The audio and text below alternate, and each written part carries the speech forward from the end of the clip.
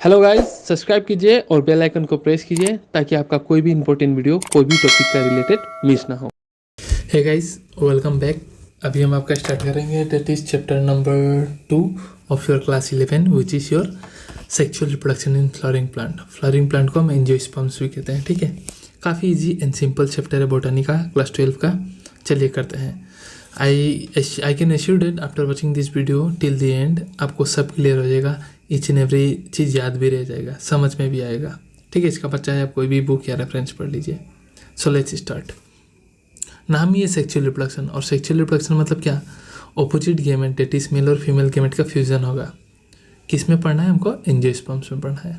ठीक है, so all flowering plant जिसे हम एंजियोस्पर्म कहते हैं, सो सेक्सुअल रिप्रोडक्शन हमको पता है। और ये जो सेक्सुअल रिप्रोडक्शन मेल और फीमेल रिप्रोडक्टिव स्ट्रक्चर जो होता है वो कहाँ प्रेजेंट होगा? वो आपका फ्लावर में प्रेजेंट होगा। ठीक है, so flower are the site of your sexual reproduction. Now there are several structure and events that takes place during the pre fertilisation event, जैसे कि हमने already chapter 1 that is reproduction in organism में पढ़ के रखा हुआ है। ठीक है, कि several hormonal and structural changes result in differentiation and development of the floral primordia। floral primordia से ही मतलब क्या होता है? स्टेम्स जो होता है ना, ये जैसे स्टेम्स है तो नोड्स होते हैं। सो जब इसे फ्लावर बनना पड़ता है तो फ्लावर इसे मॉडिफाइड शूट, तो ये जो नोड का बीच में डिस्टेंस होता है वो कंडेंस हो जाते हैं, और इंस्टीड ऑफ लीव अब यहाँ से फ्लोरल प्राइमोडिया निकलने लगते हैं, फ्लोरल बर्ड्स निकलने लगते हैं। ठीक है, और अल्टीमेटली वो फ्लावर में डेवलप हो जाते हैं। ये बात है आपका morphology of flowering plant class 11 chapter 5, जो कि ऑलरेडी वीडियो बना दिया है, जाके मेरा प्लेलिस्ट में देख लीजिएगा, मॉर्फोलॉजी सारा ट्रिक के साथ। ठीक है, सो अभी बात करते हैं हम यहाँ रिप्रोडक्शन का। तो स्ट्रक्चर ऑफ द फ्लावर, तो हमको पता है ए टिपिकल फ्लावर है, 2 पार्ट होता है, या तो एंड्रोशियम होगा या फिर गाइनोशियम होगा, या फिर कोई फ्लावर में आपका दोनों पार्ट होगा। एंड्रोशियम मतलब मेल रिप्रोडक्टिव स्ट्रक्चर, गाइनोशियम मतलब फीमेल रिप्रोडक्टिव स्ट्रक्चर। सो चलिए 1 बाय 1 पढ़ते हैं। So androecium, it is the male reproductive part of the flower. ठीक है, it consist of a whorl of stamen and their number and length are variable in different species. मतलब कि ये जो structure है इसे हम पेडिसेल व स्टामेन कहते हैं। ठीक है, जहाँ ये जो है आपका एंड्रोशियम उगता है, जहाँ से एंड्रोशियम का जो बेस है जहाँ चिपका हुआ है। ठीक है, और मेल जो रिप्रोडक्टिव स्ट्रक्चर है उसे हम बोलते हैं स्टामेन। क्या बोलते हैं? स्टामेन कहते हैं हम इसे। ठीक है, so part of the stamen. ठीक है, स्टामेन का पार्ट, सो 2 पार्ट होता है, एक होता है फिलामेंट और एक होता है एंथर। ये जो लॉन्ग और सिलेंडर पार्ट है इसे हम कहते हैं फिलामेंट, और ऊपर में जो ये पार्ट है इसे हम कहते हैं एंथर। ठीक है, सो ये जो फिलामेंट है, ये फिलामेंट का जो प्रोक्सिमल पार्ट है, प्रोक्सिमल पार्ट वो किससे अटैच है? तो वो थैलामस के साथ अटैच है। और ये डिस्टल पार्ट में क्या है आपका फिलामेंट का? तो डिस्टल पार्ट में क्या है आपका? एंथर है।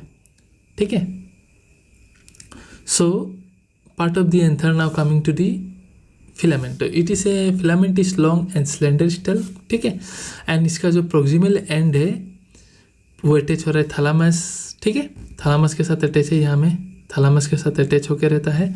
और डिस्टल पार्ट जो होता है इधर में, ये डिस्टल पार्ट आपका क्या है? डिस्टल पार्ट में एंथर है।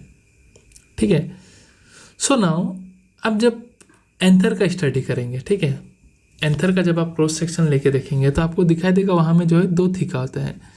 एक यहाँ में देखिए, एक इस तरफ और एक पीछे की तरफ, जो दिखाई नहीं दे रहा। ठीक है, और हर थीका में हर साइड में 2-2 लोब दिखाई देंगे आपको। You can see in this figure, ऐसा करके 2 लोब दिखाई दे रहा है, और इधर तरफ का इधर में ठीका में 2 लोब दिखाई दे रहा है। ठीक है, सो 2 ठीका होता है, इसलिए हम इसे डाइथिकस कहते हैं। ठीक है, बाइलोब। और आप अगर ट्रांसवर्स सेक्शन में देखोगे, देखिए एंथर को आप जब काट के देखोगे तो हर लोब में हर साइड में आपको 2-2 लोब दिखाई देंगे। और ये जो लोब है इसे हम कहते हैं माइक्रोस्पोरेंजिया। ठीक है, माइक्रोस्पोरेंजिया, इसमें आपका बनेगा माइक्रोस्पोर। माइक्रोस्पोर मतलब पोलन ग्रेन मतलब मेल गेमेटोफाइट, जिसके अंदर आपका मेल गेमेट रहेगा। ठीक है, और यही माइक्रोस्पोर आपका माइक्रोस्पोरेंजिया पोलन सेक में बन जाएगा, ताकि यहाँ पोलन ग्रेन डेवलप हो पाए। सेक मतलब थैला, पोलन ग्रेन का थैला। ठीक है, तो एंथर का जो स्ट्रक्चर है हम उसे टेट्रागोनल स्ट्रक्चर भी कहते हैं। Why? Because it has 4 microsporangia located at the corner, 2 in each lobe. Her lobe में आपका 2 करके है, तो 4 हो गया। और यही माइक्रोस्पोरेंजिया आपका डेवलप हो जाएगा पोलन सैक में, ठीक है। एंड द एक्सटेंड लॉन्जिट्यूडनली, इस तरह से लॉन्जिट्यूडनली एक्सटेंड है through the length of the anther, ठीक है। And packed with pollen grain, जब मैच्योर्ड हो जाएगा पोलन ग्रेन डेवलप हो जाएगा तब पोलन ग्रेन पैक्ड हो जाएंगे। And this lobes are connected to each other with the help of some connective tissues. ये जो 2 लोब है अपने से कनेक्टेड है with the help of some connective tissues, जिसे हम कनेक्टिव कह रहे हैं। ओके, सो वेरी इंपॉर्टेंट है अभी आपको स्ट्रक्चर। और अभी चलिए हम देखते हैं स्ट्रक्चर ऑफ योर माइक्रोस्पोरेंजिया। ये जो है 4 जो माइक्रोस्पोरेंजिया है 2 लोब में, इसे इसका स्ट्रक्चर देखते हैं। तो यहाँ में जूम आउट करके इसका स्ट्रक्चर दिखाया गया है। ये जो हर माइक्रोस्पोरेंजिया है वो 4 लेयर से प्रोटेक्टेड है, ठीक है, 4 लेयर से प्रोटेक्टेड है। सो लेयर क्या है? आउटर से आते हैं हम, आउटर में एपिडर्मिस, देन एंडोथेसियम, थर्ड में है middle layer and then tapetum. See in the figure NCERT में भी है। एपिडर्मिस, सेकेंड लेयर है एंडोथेसियम, थर्ड लेयर है आपका मिडिल लेयर, एंड उसके बाद इनर लेयर जो है वो है आपका टेपेटम।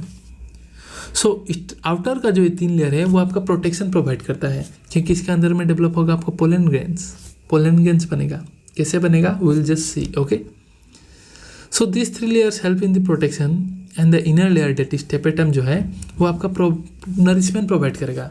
जो यहाँ पोलन ग्रेन जो डेवलप होगा ना, डेवलपिंग पोलन ग्रेन को इनर लेयर टेपेटम, क्योंकि यही कॉन्टेक्ट में होगा इनर लेयर, तो नरिशमेंट प्रोवाइड करता है, ठीक है। So the outer 3 layer gives protection and helping dehiscence of anther to release pollen. ये प्रोटेक्शन प्रोवाइड करेगा प्लस पोलन को रिलीज करने में हेल्प करेगा एंथर से, ठीक है, जब मैच्योर्ड हो जाएगा तो। And the tapetum which is the inner most layer nourishes the developing pollen grain. और टेपेटम का जो सेल्स होता है उसमें काफ़ी डेंस साइटोप्लाज्म होता है, एंड टेपेटम सेल्स में हैव मोर देन 1 न्यूक्लियस, ठीक है। अब अगर एक यंग एंथर में बात करें, ठीक है, तो each sporangium has sporogenous tissue at centre, ठीक है। It consist of compactly homogeneous diploid cell that is sporogenous cells. अभी देखिए बोल क्या रहा है कि ये जो आपका माइक्रोस्पोरेंजिया है, अब माइक्रोस्पोरेंजिया है जो इसके अंदर में एंथर डेवलप होगा, ठीक है। सो ये जब यंग स्टेज में रहता है तो यहाँ दुनिया भर का सेल्स रहते हैं, जिसे हम कहते हैं स्पोरोजिनस सेल्स। क्या? Sporogenous sales. ये डिप्लॉइड होते हैं, और यही स्पोरोजिनस सेल्स को आप बोलोगे स्पोरोजिनस टिश्यूज, ठीक है। और यही स्पोरोजिनस सेल्स आपका मेयोसिस करके रिडक्शन डिवीजन करके आपका गेमेट बनाएगा, डेट इज पोलन ग्रेन, ठीक है। कैसे बनाएगा वही देखते हैं, चलिए। So the process of formation of pollen grain is called microsporogenesis, ठीक है। पोलन ग्रेन को माइक्रोस्पोर भी कहते हैं। सो ये कैसे बनेगा? अब देखिए, ये जो पोलन सैक है माइक्रोस्पोरेंजिया जो है, ठीक है, यहाँ में अंदर में ऑलरेडी बोला गया है दुनिया भर का आपका स्पोरोजिनस सेल्स होगा जो कि डिप्लॉइड है, ठीक है। अब ये जो सेल्स होगा डिप्लॉइड है और इसी से पोलन ग्रेन बनेगा, तो इस सेल्स को हम माइक्रोस्पोर मदर सेल भी कहते हैं। माइक्रोस्पोर मदर सेल और पोलन मदर सेल। मदर मतलब क्या? इससे बनने वाला है, ठीक है, जो कि डिप्लॉइड है। तो यहाँ में एक दिखा के रखा हुआ है, एक pollen mother cell that is sporogenous cells के बारे में दिखा के रखा हुआ है। और एक चीज़ कि यहाँ में जितना भी स्पोरोजिनस सेल्स है ना माइक्रोस्पोरेंजिया के अंदर, each has the capability to produce your pollen grain और to develop into pollen grain by meiosis, ठीक है। सो एक यहाँ दिखा के रखा है पोलन मदर सेल जो डिप्लॉइड है, ठीक है, will undergo meiosis and it will initially form tetrad of pollen. Tetrad of pollen मतलब 4 पोलन ग्रेन बना के रखते हैं जो आपस में चिपके हुए हैं। यहाँ में आपको 3 दिखा के रखा हुआ है और पीछे की ओर 1 है, 3D डायग्राम है, ठीक है। सो 4 पोलन बनेगा, क्योंकि आपको पता है मेयोसिस जो है वो 2 स्टेप का होता है, मेयोसिस 1 एंड मेयोसिस 2। सो कोई भी एक सेल, ठीक है, कोई भी एक सेल ले लीजिए आप। यहाँ में ये एक सेल है, ये मेयोसिस 1 करके 2 बनाएगा, और ये जब सेल आपका मेयोसिस 2 करेगा, सो ये 1 2 बनाएगा और ये 1 2 बनाएगा। तो अल्टीमेटली एक सेल जब मेयोसिस करता है तो 4 प्रोडक्ट निकलता है। तो उसी तरीके से पोलन मदर सेल ने जब मेयोसिस किया तो आपका टेट्रेड ऑफ पोलन बनाया, ठीक है। और जैसे ही आपका एंथर अब मैच्योर्ड हो गया ना, तो ये जो पोलन ग्रेन है ये सेपरेट हो जाएंगे and it will form your 4 pollen grains, separate pollen grains. और इसी प्रोसेस को हम कहते हैं माइक्रोस्पोरोजेनेसिस। माइक्रोस्पोरो मतलब माइक्रोस्पोर बनेगा, जेनेसिस मतलब बनना, ठीक है। सो जैसे ही एंथर डेवलप होगा, each स्पोरोजेनस सेल्स, जिसे पोलन मदर सेल भी कहते हैं, will undergo meiosis, that is meiotic division. क्यों? टू फॉर्म माइक्रोस्पोर टेट्राड, ठीक है, which are arrange in cluster of 4 cells. And इसी प्रोसेस को the formation of microspore from कहाँ से बन रहा है ये माइक्रोस्पोर, ये pollen grain, from pollen mother cell through meiosis is called microsporogenesis. इसी प्रोसेस को हम कहते हैं माइक्रोस्पोरोजेनेसिस, ठीक है। सो वीडियोस थोड़ा लंबा होगा, चैप्टर काफ़ी लेंथी है, बट मेक श्योर आप एंड तक देखें, आपको सब समझ में आएगा, ठीक है। सो देखो, as the anther matured and dehydrate, जैसे ही आपका एक फूल का एंथर मेच्योर्ड हो जाएगा और डिहाइड्रेट मतलब पानी थोड़ा सूख गया, तो माइक्रोस्पोर जो है वो डिसोशिएट हो जाएगा from each other and develop into pollen grains, ठीक है।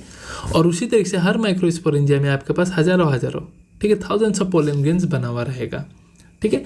And they are release with the dehiscence of anther. जैसे आपका एंथर मेच्योर हो जाएगा तो लाइन ऑफ डेहिसेंस होता है, जैसे कि ऐसा एंथर था ना, ऐसा, तो ये जो है आपका ये वाला रीजन, ये होता है लाइन ऑफ डेहिसेंस। वहाँ से टूट के आपका एंथर ऐसा बर्स्ट होके रिलीज हो जाएगा, पोलन ग्रेन आपका रिलीज हो जाएगा, ठीक है। अब पोलन ग्रेन क्या है सब हम देखेंगे, डोंट वरी एकदम don't worry, just wait and watch, समझते चलिए और देखते चलिए। तो पोलन ग्रेन रिलीज कर देगा ना। Pollen grain represent mail gametophyte. Pollen grain जैसे स्पर्म मेल गेमेट है, पोलन ग्रेन मेल गेमेट नहीं है, pollen grain mail gametophyte represent करता है। मतलब कि सपोज ये पोलन ग्रेन है तो इसके अंदर में रहेगा मेरा मेल गेमेट, तो जिसके अंदर में है उसे मैं बोलूँगा मेल गेमेटोफाइट, वो रिप्रेजेंट कर रहा है। तो pollen grain just mail gametophyte है, गेमेट कहाँ है तो उसके अंदर है, कैसे है कहाँ है तो पता चलेगा, डोंट वरी, ठीक है। सो pollen grain will represent mail gametophyte. Shape कैसा होता है? जनरली स्फेरिकल होता है। ईच एंड एवरी डाटा याद रखना है। डायमीटर कितना है तो 25 to 50 मिलीमीटर होता है डायमीटर, ठीक है। और इसका cytoplasm is covered bye well plasma membrane, plasma membrane से अच्छे से कवर्ड रहते हैं पोलन ग्रेन। अब एक पोलन ग्रेन का 2 लेयर होता है, एक्साइन एंड इंटाइन। नाम से पता चल रहा है, एक्साइन मतलब आउटर लेयर, इंटाइन मतलब आपका इनर लेयर, ठीक है। सो ये है आपका आउटर लेयर एक्साइन, ठीक है। This is your outer layer exine जो इरेगुलर है, देखिए कहीं कहीं में आपका नहीं है यहाँ में। और ये जो आउटर लेयर एक्साइन है ये काफ़ी हार्डेस्ट सब्सटेंस से बना हुआ है, जिसे हम कहते हैं स्पोरोपोलेनिन। ये स्पोरोपोलेनिन इतना हार्ड है कि it can withstand high temperature, strong acid, strong alkali, ये डिग्रेड ही नहीं होता है, even enzymes can't degrade it. और ये डिग्रेड ही नहीं होता ये वाला लेयर जो पोलन ग्रेन का आउटर लेयर है, इसके वजह से पोलन ग्रेन को अंदर से कुछ नहीं होता। इसी कारण से पोलन ग्रेन को हम फॉसिल हिसाब से प्रिजर्व कर सकते हैं, जैसा था वैसे ही, ठीक है। बट आउटर लेयर जो एक्साइन जो है स्पोरोपोलेनिन से जो बना हुआ है, वहाँ में कहीं कहीं जो है आपका स्पोरोपोलेनिन एब्सेंट रहता है, और जहाँ एब्सेंट रहता है उसको हम बोलते हैं, ओवर्पेचर को हम बोलते हैं germ pore, this are all germ pore. ये क्यों होता है तो थोड़ा देर में पता चलेगा। ये यहाँ स्पोरोपोलेनिन इसलिए एब्सेंट होता है क्योंकि ये पोलन ग्रेन जब आपका फीमेल का पास जाएगा ना, तो यहाँ से एक ऐसा पोलन ट्यूब बनेगा जहाँ से इसका अंदर में जो मेल गेमेट है वो रिलीज होगा। तो अगर पूरा ये अगर कवर ही रहेगा स्पोरोपोलेनिन हार्ड सब्सटेंस है, तो मेल गेमेट कैसे रिलीज होगा? तो इसलिए कोई कोई जगह में एब्सेंट होता है, जिसे हम जम्पोर कहते हैं, जहाँ से पोलन ट्यूब बनता है। सब पता चलेगा थोड़ा देर में, ठीक है। So it is formed of sporopollenin जम्पोर, ठीक है। सो पोलन ग्रेन को हम फॉसिल हिसाब से भी प्रिजर्व करते हैं due to the presence of sporopollenin. And exine exhibit different pattern and design. किसी में ऐसा हो सकता है, आप फिगर देखिए, किसी का एक्साइन ऐसा हो सकता है, किसी का गोल हो सकता है, किसी का कुछ हो सकता है, तो नॉट ए बिग डील, अलग डिजाइन और पैटर्न हो सकता है। And inner layer of pollen grain को हम कहते हैं आपका इंटाइन। क्या बोलते हैं हम? इनर लेयर को आपका इंटाइन बोलते हैं। सो ये इनर लेयर है, देखिए ये कंटिन्यूअस है और पतला है, थिन एंड कंटिन्यूअस लेयर है। मेड अप ऑफ, याद रखना, सेलुलोज एंड पेक्टिन का बना हुआ है। किसका? सेलुलोज एंड पेक्टिन का बना हुआ है, ठीक है। इनर लेयर जो है, outer layer sporopollenin, inner layer cellulose and pectin. Now तो पोलन ग्रेन का हमने देख लिया 2 लेयर। अब ये एक pollen grain, matured pollen grain में आपका 2 प्रकार का सेल होता है, ठीक है। It contain 2 types of cell. ये जो बड़ा वाला सेल है इसे आप कहते हो वेजिटेटिव सेल, ये बिगर है, एबंडेंट फूड रिजर्व है, देखिए बड़ा है तो, ठीक है। एंड लार्जली इरेगुलर न्यूक्लियस इसका इरेगुलर है। और एक होता है आपका जनरेटिव, स्मॉल एंड सेल्स जो इसका साइटोप्लाज्म में फ्लैट करते रहता है, स्पिंडल शेप का इस तरीके से, उसे आप कहते हो जनरेटिव सेल, ठीक है। सॉरी, हाँ, generative cell. So it is spindle shape, ठीक है, with dense cytoplasm and nucleus. तो बेसिकली अभी आपका होता क्या है इसमें मुद्दाटो मतलब, ठीक है। तो इसमें बेसिकली मुद्दाटो होता क्या है देखिए। तो मेचर पोलन ग्रेन में कितना 2 प्रकार का सेल है, वेजिटेटिव सेल बड़ा है, जेनरेटिव सेल छोटा है। तो ये जो जेनरेटिव सेल है ना, ये जेनरेटिव सेल ही आपका मेल गैमेट है।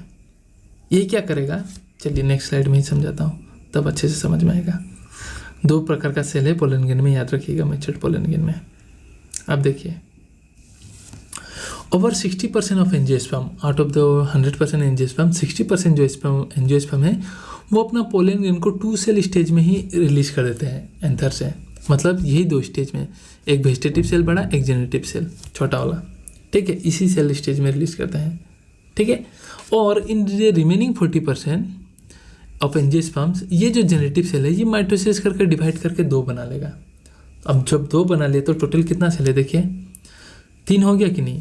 सो रिमेनिंग 40% ऑफ एंजियोस्पर्म्स रिलीज, मतलब पोलन ग्रेन रिलीज सेड होता है at 3 cell stage, this is 3 cell stage. And this 2 जो जेनेटिव सेल आपका 2 बनाया, ये 2 सेल अब will act as male gamete.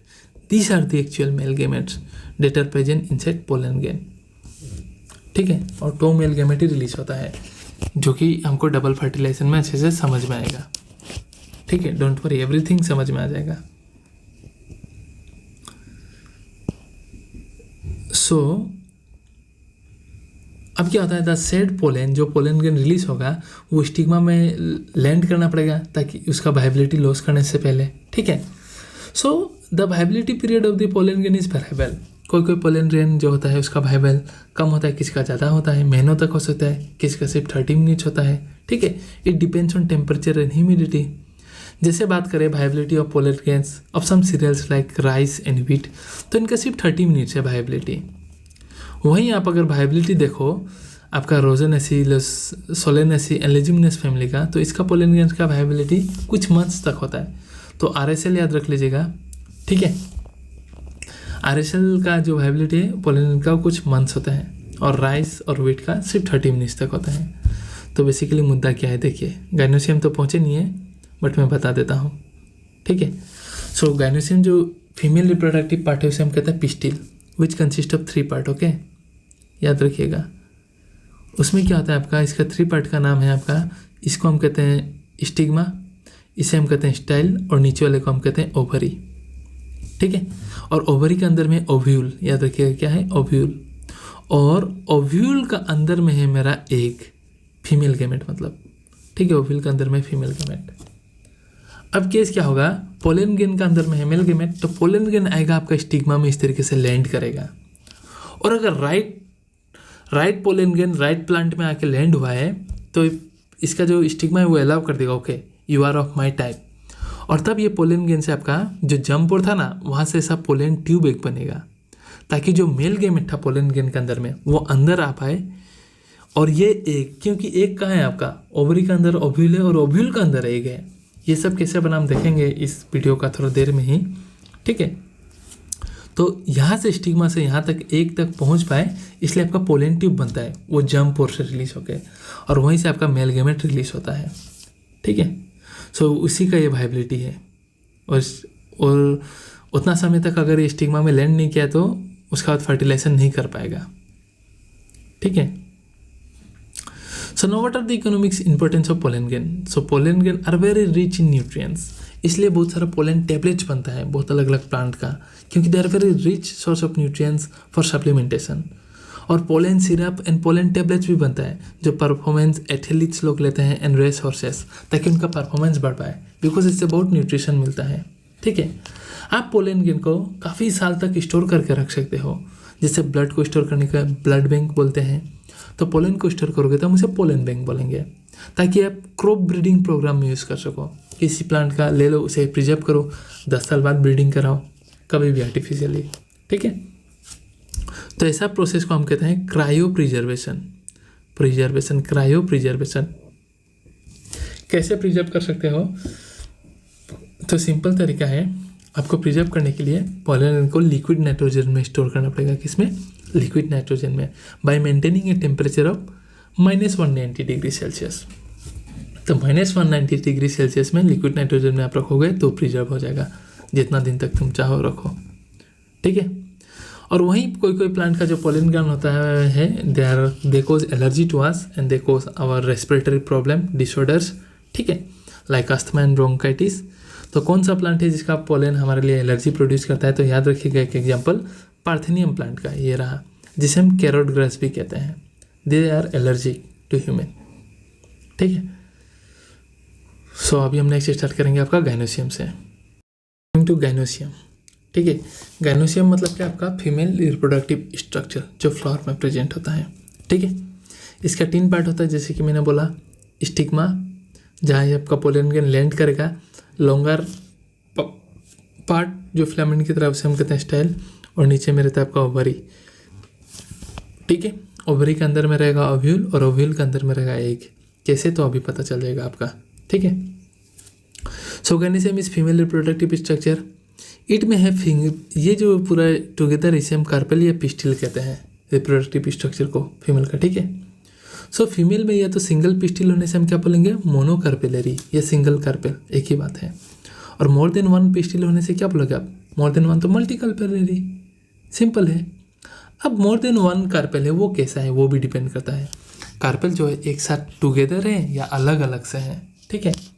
सो अगर पिस्टिल अगर फ्यूज टुगेदर है, साथ में है, तो सिनकर्पस, एस से याद रखिएगा, साथ में सिनकर्पस। और अगर कार्पेल एक फ्लावर में बहुत ज़्यादा है, मल्टीकार्पेलरी है, but each carpel are free, अलग अलग से हैं, तो ए से याद रखिएगा अकेला अकेला, तो एपोकार्पस, उस कंडीशन को हम कहते हैं एपोकार्पस, ठीक है। तो एग्जांपल याद रखिएगा, हिबिस्कस जो है वो आपका एग्जांपल है मोनोकार्पेलरी का, ठीक है। और मल्टीकार्पेलरी जो है, अगर मल्टीकार्पेलरी है और सिनकर्पस है, देखिए सब फ्यूज है एक जिधर में, देखिए, तो इसका एग्जांपल याद रखिएगा पेपेवर सोमनीफेरम का, ठीक है। और मल्टीकार्पेलरी है बट ये सब कार्पेल जो है देखिए सब फ्री है इस तरीके से, तो उसका एग्जांपल याद रखिएगा मेशेलिया। एग्जांपल्स आर वेरी इंपॉर्टेंट, ठीक है, नीट में पूछता है। सो इच पिस्टिल है 3 पार्ट, ऑलरेडी मैंने बोल चुका है। स्टिग्मा जो लैंडिंग प्लेटफॉर्म है पोलन ग्रैन के लिए यहाँ में, ठीक है। स्टाइल जो एलोंगेटेड सिलेंडर पार्ट है beneath the stigma, and the ovary basal bulge part, ठीक है। नाउ अब देखिए, inside the ovary is the ovarian cavity, जिसे हम लोक्यूल कहते हैं, in which placenta is located, मतलब कि ये आपका ओवरी है, ठीक है। सो ओवरी के अंदर में होगा आपका ये ओव्यूल, और ओव्यूल जो है ओवरी के साथ देखिए, suppose this is stigma style, let me change the colour red, and this is the suppose ovary, तो ये ओव्यूल है।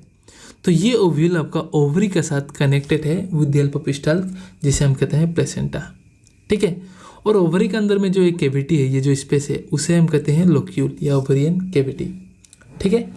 अराइजिंग फ्रॉम द प्लेसेंटा और ओव्यूल्स, यहीं से प्लेसेंटा अराइज हो रहा है, प्लेसेंटा से, ठीक है। ओव्यूल के अंदर में प्लेसेंटा से अराइज हो रहा है ओव्यूल, जिसे मेगास्पोरेंजिया कहते हैं। वहाँ माइक्रोस्पोरेंजिया कह रहते हैं, यहाँ मेगास्पोरेंजिया। क्यों? बिकॉज फीमेल गैमेट को मेगास्पोर भी कहते हैं। और the number of ovules in an ovary में बी 1, एक हो सकता है, जैसे एग्जांपल याद रखिएगा व्हीट, पेडी, मैंगो, या फिर मैनी, पपाया, वाटरमेलन, ऑर्किड, इसमें बहुत सारा ओव्यूल होता है। देखिए मैं अभी आपको बता देता हूँ, चैप्टर 1 में हमने ऑलरेडी पढ़ा है कि आफ्टर फर्टिलाइजेशन आपका ओव्यूल क्या बनता है? ओव्यूल आपका बनता है सीड, ठीक है। तो पपाया में आपको कितना सीड दिखता है? बहुत सारा सीड दिखता है। इसका मतलब पपाया में कितना ओव्यूल था? बहुत सारा ओव्यूल था, क्योंकि सीड ही ओव्यूल बनता है, ओव्यूल ही सीड बनता है, सॉरी, ठीक है। वाटरमेलन में आपको बहुत सीड मिलता है, मतलब जितना सीड उतना ही ओव्यूल था, ठीक है। तो इस तरीके से आप दिमाग में रख लीजिए, याद भी नहीं करना है, आपको पता ही है, ठीक है। So structure of megasporangium, ovule का स्ट्रक्चर का बात करें, ठीक है। सो ये आपका ओवरी यहाँ तोड़ के दिखाया गया है, इसका अंदर का जो स्पेस है इसे कहा जा रहा है लोक्यूल, ठीक है। ओव्यूल से अराइज हो रहा है ये जो है आपका प्लेसेंटा, और प्लेसेंटा से आपका जाके बना क्या? ओव्यूल। तो ओव्यूल का स्ट्रक्चर जो ये है यहाँ में एनलार्ज करके दिखाया हुआ है, एनसीईआरटी का फिगर, ठीक है। तो देखिए अब देखिए क्या होता है। सो ये ovule is connected with the placenta with the help of this stalk, और उस स्टल्क को आप कहते हैं फनिकल। ये है आपका, ये सपोज ये है आपका, इसको रख भी नहीं सकता, देखिए ये है अगर आपका प्लेसेंटा, ठीक है। तो यहाँ से आपका एराइज होके ये है आपका, ठीक है, ये एक जंक्शन है, ये राइज हो रहा है यहाँ से, और ये है मेरा ओव्यूल। तो प्लेसेंटा से मेरा ओव्यूल कनेक्टेड है थ्रू स्टल्क, ठीक है। Ovule is attached to the placenta by stalk known as funicle, ठीक है, फनिकल ये स्टल्क। तो यहाँ में सिर्फ थोड़ा सा दिखा के रखा है, ठीक है। ऊपर में आपका प्लेसेंटा है, तो ये कनेक्टेड होकर रखा है आपका फनिकल से, ठीक है। और इसका ऊपर का पार्ट हो गया आपका फनिकल, और ये हो गया आपका इधर का पार्ट हो गया बॉडी ऑफ द ओव्यूल। सो आपका फनिकल और ओव्यूल का बीच में एक जंक्शन है, this is the junction, let me change the colour, green colour, this is the junction. इस जंक्शन को हम कहते हैं हाइलम, क्या कहते हैं, hilum. So junction between the body of the ovule, ये रहा body of the ovule and the funicle, ऊपर वाला पार्ट का फनिकल, उस जंक्शन को आप क्या कहते हो, हाइलम। क्या कहते हो आप, हाइलम, ठीक है। तो ये ओव्यूल और ये बॉडी, ये जो जंक्शन है इसे आप क्या कहते हो, हाइलम, ठीक है। और आपका जो ओव्यूल है इसमें 1 से 2 प्रोटेक्टिंग कवरिंग होता है, उसे आप कहते हो इंटीजुमेन। बाहर वाले का आउटर इंटीजुमेन, और अंदर में जो प्रोटेक्टिंग कवरिंग है उसे इनर इंटीजुमेन कहते हो, ठीक है। ये जो आउटर इंटीजुमेन है ये पूरा कंटिन्यूअस है, देखिए आउटर इंटीजुमेन है जो ये पूरा कंटिन्यूअस है, सिर्फ एक जगह को छोड़ के, ठीक है।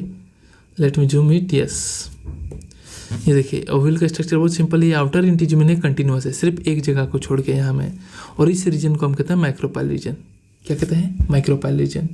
क्यों, उसका भी सिग्निफिकेंस पता चलेगा बाद में, ठीक है। क्योंकि ओव्यूल क्या बनेगा, आपका सीड बनेगा आफ्टर फर्टिलाइजेशन, तो सीड में हवा एयर कुछ तो चाहिए कि नहीं, तो इसी के थ्रू से बाद में घुसता है, ठीक है। और इसका अपोजिट रीजन जो होता है इसे हम कहते हैं छालाजल पोल, बट छालाजल एंड बेसल पार्ट को, ठीक है। और इंटीजुमेंस के अंदर में यहाँ दुनिया भर का सेल्स होता है, compact of cells are there, उस सेल्स को आप कहते हैं न्यूसेलस सेल्स, क्या, न्यूसेलस सेल। और इसी को एक न्यूसेलस सेल से, इसी को एक न्यूसेलस सेल से आपका जाके बन जाता है एम्ब्रायोसेक। क्या बनता है, एम्ब्रायोसेक। न्यूसेलर सेल से एम्ब्रायोसेक कैसे बनता है वो हम देखेंगे अभी थोड़ा देर में, ठीक है।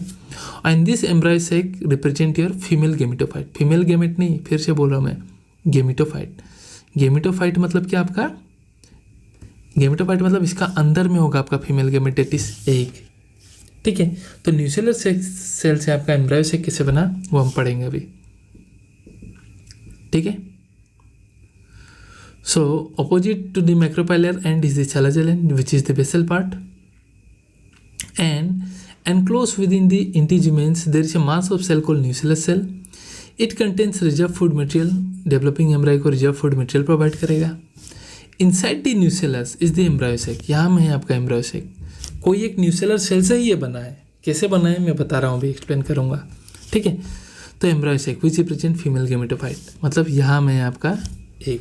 तो ओव्यूल के अंदर में है एम्ब्रायोसेक, और एम्ब्रायोसेक के अंदर में आपका female gamete, that is your egg, ठीक है। So an ovule generally has a single embryo sac form from the megaspore. तो मेगास्पोर से आपका एम्ब्रायोसेक बनता है ओव्यूल के अंदर में, कैसे बनता है तो हम देखेंगे अभी। और उस बनने का प्रोसेस को हम कहते हैं मेगास्पोरोजेनेसिस। वहाँ माइक्रोस्पोरोजेनेसिस था, यहाँ मेगास्पोरोजेनेसिस। तो देखिए क्या होता है, मेगास्पोरोजेनेसिस मतलब it is the formation of megaspore from megaspore mother cell, is called megasporogenesis by meiotic division, ठीक है। सो देखिए अभी बेसिकली क्या होता है, डायग्रामेटिकली अभी मैं समझाते चलूँगा आपको, ठीक है। सो ओव्यूल में आपका दुनिया भर का न्यूसेलर सेल होते हैं, ठीक है। उसमें से माइक्रोपाइलर एंड का ना, ध्यान दीजिएगा, माइक्रोपाइलर एंड का दुनिया भर का न्यूसेलर सेल है, बट कोई एक न्यूसेलर सेल जो होगा वो लार्ज हो जाएगा, ठीक है, लार्ज हो जाएगा, बड़ा हो जाएगा, ठीक है, जिसका साइटोप्लाज्म डेंस होगा, प्रोमिनेंट न्यूक्लियस होगा। और उस एक न्यूसेलर सेल को हम बोलेंगे मेगास्पोर मदर सेल। वाई, क्योंकि यही आपका मियोसिस करके मेगास्पोर बनाएगा और अल्टीमेटली एम्ब्रायोसेक। कैसे बनेगा मैं बताऊंगा अभी, डोंट वरी, ठीक है। डिफरेंस बता रहा हूँ, माइक्रोस्पोरेंजिया में आपका स्पोरोजेनस टिश्यूज दुनिया भर का था, sporogenous cells, and each sporogenous cell can undergo meiosis and form pollen grain. But इसमें वो केस नहीं है, दुनिया भर का न्यूसेलर सेल है, बट कोई एक ही न्यूसेलर सेल जो माइक्रोपाइल एंड में होगा वो अपने को डिफ्रेंशिएट करके एक्ट करने लगेगा एस मेगास्पोर मदर सेल, ठीक है, सब नहीं। और वही मेगास्पोर मदर सेल मेयोसिस करके आपका बनाएगा। कैसे बनेगा तो देखिए, डायग्रामेटिकली एक्सप्लेन कर रहा हूँ मैं, थोड़ा सा कोऑपरेशन रखिए, बस बस बस बस, सो देखिए ये आपका, या इसको थोड़ा जूम इन करके दिखा दिया गया है, ठीक है। So out of this many cells, बहुत सारा सेल है, देखिए न्यूसेलर सेल, न्यूसेलर सेल दुनिया भर का है, पर अभी I am changing the colour, I am taking yellow. कोई एक सेल बड़ा जाके आपका माइक्रोपाइलर एंड की ओर से आपका क्या बनेगा, ये मेगास्पोर मदर सेल बनेगा, ताकि म्यूसिस करके आपका मेगास्पोर बना पाए, ठीक है। तो इसने म्यूसिस 1 किया, म्यूसिस 1 किया तो कितना सेल बना, देखिए आपका 2 सेल बना, 1 और 2 मेगास्पोर बना, तो 2 बना तो megaspore dyad, and it will undergo meiosis 2, और म्यूसिस 2 करने से कितना बनेगा आपका 4, तो 1 2 3 4, तो 4 मेगास्पोर बन गया, तो इसे हम कहते हैं मेगास्पोर टेट्रेट, ठीक है। नाउ अब क्या होता है देखिए, so out of that 4 megaspore tetrad form the 3 megaspore degenerate, क्या होगा, डीजेनरेट हो जाएगा, 3 मेगास्पोर डीजेनरेट हो जाएगा, और 1 मेगास्पोर आपका फंक्शनल रह जाएगा, फंक्शनल। और यही जो 1 मेगास्पोर आपका फंक्शनल बचा हुआ है माइक्रोपाइलर एंड का, यही जाके आपका बना लेगा क्या, एम्ब्रायो सेक। क्या बना लेगा आपका, एम्ब्रायो सेक। कैसे बना रखा है मैं अभी देखेंगे, अभी तक इतना ही क्लियर रखिए, ठीक है। ये काफ़ी कन्फ्यूजन होता है, तो let me repeat once more कि यहाँ न्यूसेलर सेल दुनिया भर का, ये अभी बना नहीं है, ठीक है, हम बना हुआ से नहीं देखेंगे, यहाँ से देखेंगे। दुनिया भर का न्यूसेलर सेल में कोई एक माइक्रोपाइलर एंड का सेल बड़ा होकर nucellar cell megaspore mother cell हिसाब से एक्ट करेगा, और म्यूसिस करके आपका 4 मेगास्पोर बना लेगा। आउट ऑफ डेट 4 3 डिजेनरेट हो जाएगा और 1 फंक्शनल रहेगा। वही फंक्शनल मेगास्पोर आपका क्या बनाएगा, एम्ब्रायो सेक बनाएगा। कैसे, तो लेट्स सी, ठीक है। So in majority of flowering plant देखिए 1 megaspore is functional while other 3 degenerate, ठीक है, अदर 3 डिजेनरेट, वो तो यहाँ देख रखा है, ठीक है। सी सॉरी, सो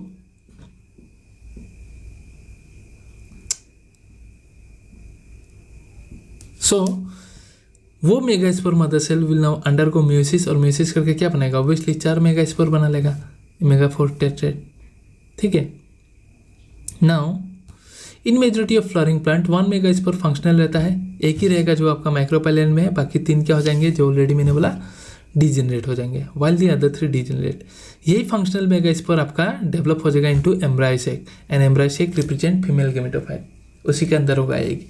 ये कैसे फीमेल गेमेटोफाइट बना, एम्ब्रायो सेक बना, और उसके अंदर एक कैसे बना वो भी पढ़ेंगे थोड़ी देर में, नेक्स्ट, ठीक है। So the embryo sac formation from a single megaspore, ऐसा डेवलपमेंट को हम कहते हैं, एक ही बना है एम्ब्रायो सेक, ठीक है, 1 मेगास्पोर से तो मोनो हो गया, तो ऐसा डेवलपमेंट को हम कहते हैं मोनोस्पोरिक डेवलपमेंट, ठीक है। Now will see the formation of female gametophyte that is embryo sac. वो फंक्शनल मेगास्पोर जो, ठीक है, ऐसा था ना, देखिए ऐसा था, 1 2 3 4, आफ्टर दिस 4 3 डिजेनरेट हो गया, 1 बचा, उससे हम क्या बोल रहे हैं, फंक्शनल मेगास्पोर कह रहे हैं, ठीक है, फंक्शनल मेगास्पोर।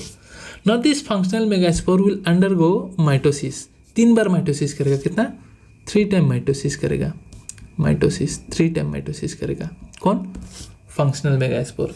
ध्यान से सुनिए, ये एक सेल है, माइटोसिस किया तो कितना बना, 1 से 2 बनेगा, पहला माइटोसिस। ये 2 सेल जब दूसरा माइटोसिस करेगा तो कितना बनेगा, 4 बनेगा, 2 बार माइटोसिस हो गया। ये 4 सेल थर्ड माइटोसिस करने से कितना बनेगा, 8 बनेगा। क्लियर है, यही होने वाला है यहाँ, देखिए। सो क्या होगा अभी आपका, वो जो फंक्शनल मेगास्पोर था वो पहला माइटोसिस करके 2 सेल बनाने लगा, ठीक है, देखिए 2 सेल डिवीजन नहीं करता, सिर्फ न्यूक्लियस डिवाइड करेगा, ठीक है। So the nucleus of the functional megaspore divide mitotically to form 2 nuclei, और ये अपोजिट पोल में मूव हो जाएंगे, फॉर्मिंग 2 न्यूक्लियस एम्ब्रायो सेक। इस स्टेज में आप बोलोगे से, इस स्टेज में आप बोलोगे 2 न्यूक्लियस है एम्ब्रायो सेक। अब ये 2 न्यूक्लियस से डिवाइड करके 4 हो जाएंगे, सेल डिवाइड नहीं कर रहा है, सिर्फ न्यूक्लियस डिवाइड कर रहा है, सेकेंड माइटोसिस, और फाइनली थर्ड माइटोसिस करके 8 न्यूक्लियस बना लेंगे। The nuclei again divide 2 times forming 4 nucleate and 8 nucleate. So इस स्टेज में आप इसे बोलोगे 8 न्यूक्लियट एम्ब्रायो सेक, ठीक है, एम्ब्रायो सेक बोलोगे 8 न्यूक्लियट। अभी क्या होगा, अभी तक सिर्फ न्यूक्लियस डिवीजन हो रहा है, ठीक है। So this division are free nuclear, कि सिर्फ न्यूक्लियर डिवीजन हो रहा है, not followed by cell wall formation, क्योंकि सेल वॉल फॉर्मेशन होती है वो सेल बन जाएगा, अभी तक सिर्फ न्यूक्लियस ही डिवाइड हो रहा है, ठीक है। ध्यान से देखते चलिए, तो जैसे ही आपका 8 न्यूक्लियट स्टेज पहुंच जाता है, ठीक है, जैसे आपका ये स्टेज तक पहुंच जाता है 8 न्यूक्लियस स्टेज तक, तब आपका सेल वॉल फॉर्मेशन स्टार्ट हो जाता है, ठीक है, तब आपका क्या होता है सेल वॉल फॉर्मेशन स्टार्ट हो जाता है। तो cell wall formation late down leading to the organisation of a typical female gametophyte, मतलब अल्टीमेटली फीमेल गेमेटोफाइट बन जाता है। कैसे?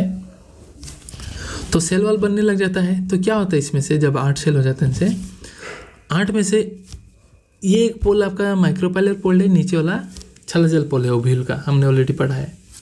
सो दोनों पोल से एक एक सेल जो है सेंटर में आ जाएंगे, सीन इन दिस फिगर, एक एक पोल आपका सेंटर में आ जाएंगे, इस तरह एक एक न्यूक्लियस सेंटर में आ जाएंगे, ठीक है। और 3 बचेंगे आपका माइक्रोपाइलर एंड में, 4 में से एक आए तो 3 ही बचा ना, और इधर छलाजल एंड से 4 में से गया तो एक 3 ही बचा ना। सो 3 इधर भी सेल वॉल बनना चालू हो जाएगा, 3-3 सेल में, इधर में भी 3-3 सेल में। तो आप क्या बोलोगे, माइक्रोपाइलर एंड में कितना सेल है, 3 सेल है, और छलाजल एंड में कितना सेल है, 3 सेल है। आप बोलोगे कि नहीं बोलोगे? कैसे बोलोगे देखियो।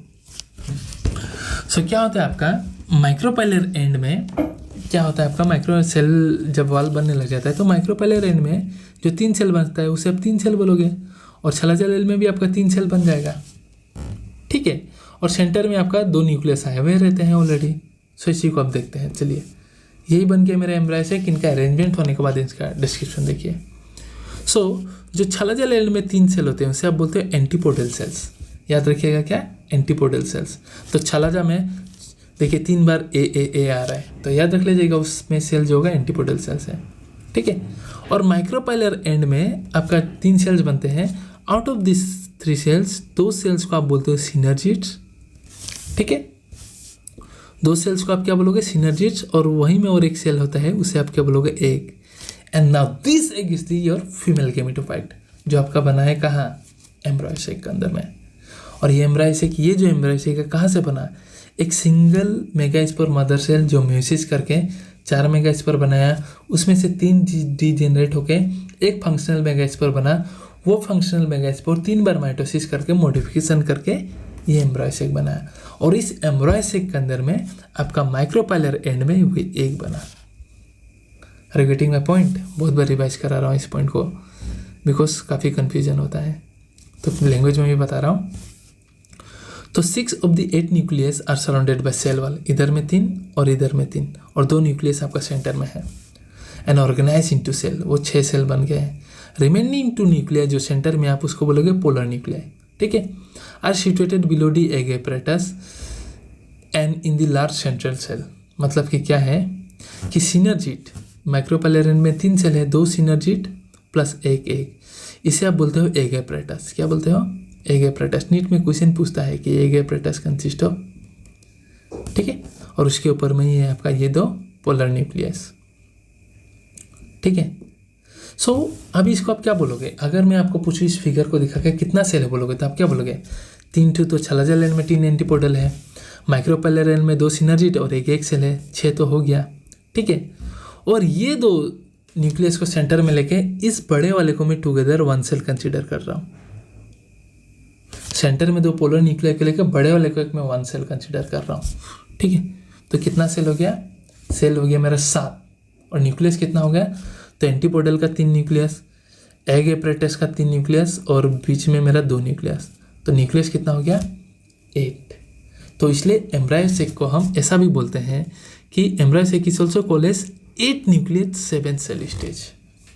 क्यों पता चला, क्योंकि 6 तो सेल, एक सेंटर सेल को ले लिया, 7 हो गया, और न्यूक्लियस तो 8 है, जिसमें से आपका देखिए ऑलरेडी एक्सप्लेन है, जस्ट टेलिंग द लैंग्वेज, जिसमें से 3 सेल आपका ग्रुप हो जाता है माइक्रोपाइलर एंड में, और बना लेंगे एग एपरेटस।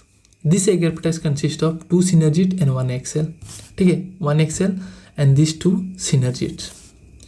एंड सिनर्जिड का पास आप देखिए इस फिगर में, यहाँ सिनर्जिड का पास आपको कुछ फिलिफॉर्म एपरेटस दिख रहा होगा, प्रोजेक्शन, इसे हम कहते हैं फिलिफॉर्म एपरेटस। इसका काम क्या है कि जब आपका पोलन ट्यूब आएगा ना ऐसा अंदर में, तो उस पोलन ट्यूब को एंट्री को गाइड करेगा कि भैया इधर में आ, इधर में आ, हमारा पास एग है, हमारा ऊपर में एग है, तो उस पोलन ट्यूब का एंट्री को, नहीं तो पोलन ट्यूब तो भटक जाएगा ना, तो पोलन ट्यूब का एंट्री को गाइड करने के लिए ये फिलिफॉर्म एपरेटस होता है सिनर्जिड में, ठीक है। Synergids have special cellular thickening, कहाँ, माइक्रोपेलर टिप में, क्या बोलते हैं उसे, फिलिफॉर्म एपरेटस। काम क्या है, तो it help to guide the pollen tube entry into the synergids. और 3 सेल जो छलाजल एंड में, इसे आप क्या बोलते हो, ए आ रहा है तो antipodal cells. And the large central cell के पास, इसे अगर एक सेल कंसिडर कर दिया जा रहा है तो कितना सेल है, कितना न्यूक्लियस है, 2 पोलर न्यूक्लियाई है, ठीक है। सो ये एक ओवरऑल है सिंपल सा प्रोसेस, ठीक है। सो ये एक मेगास्पोर मदर सेल आपका मेयोसिस करके 4 बनाया, 4 में से 3 डिजेनरेट हो गया, देखिए एक बचा। ये 3 बार माइटोसिस किया, 1 से 2 बनाया, 2 से 4, 4 से 8। इस 8 सेल का अरेंजमेंट होकर आपका फंक्शनली मेच्योर्ड एम्ब्रायोस एक बना, फीमेल गेमेटोफाइट। क्लियर है, आई होप क्लियर होगा, ठीक है। सो नेक्स्ट हम स्टार्ट करेंगे pollination. I hope you guys are understanding. So और next topic in the chapter is your pollination, ठीक है। सो पोलिनेशन अगला टॉपिक है। तो क्या है ये पोलिनेशन? पोलिनेशन मतलब क्या, बड़ा ही सिंपल सा मुद्दा है। पोलिनेशन मतलब क्या, ट्रांसफर ऑफ पोलन ग्रेन। अब पोलन ग्रेन कहाँ बनता है, एंथर में, और फीमेल का किस पार्ट में, ये अगर एंथर है तो फीमेल का कहाँ जाएगा, स्टिग्मा में पिस्टिल का। So transfer of pollen grain from the anther to the stigma of a pistil is called your pollination.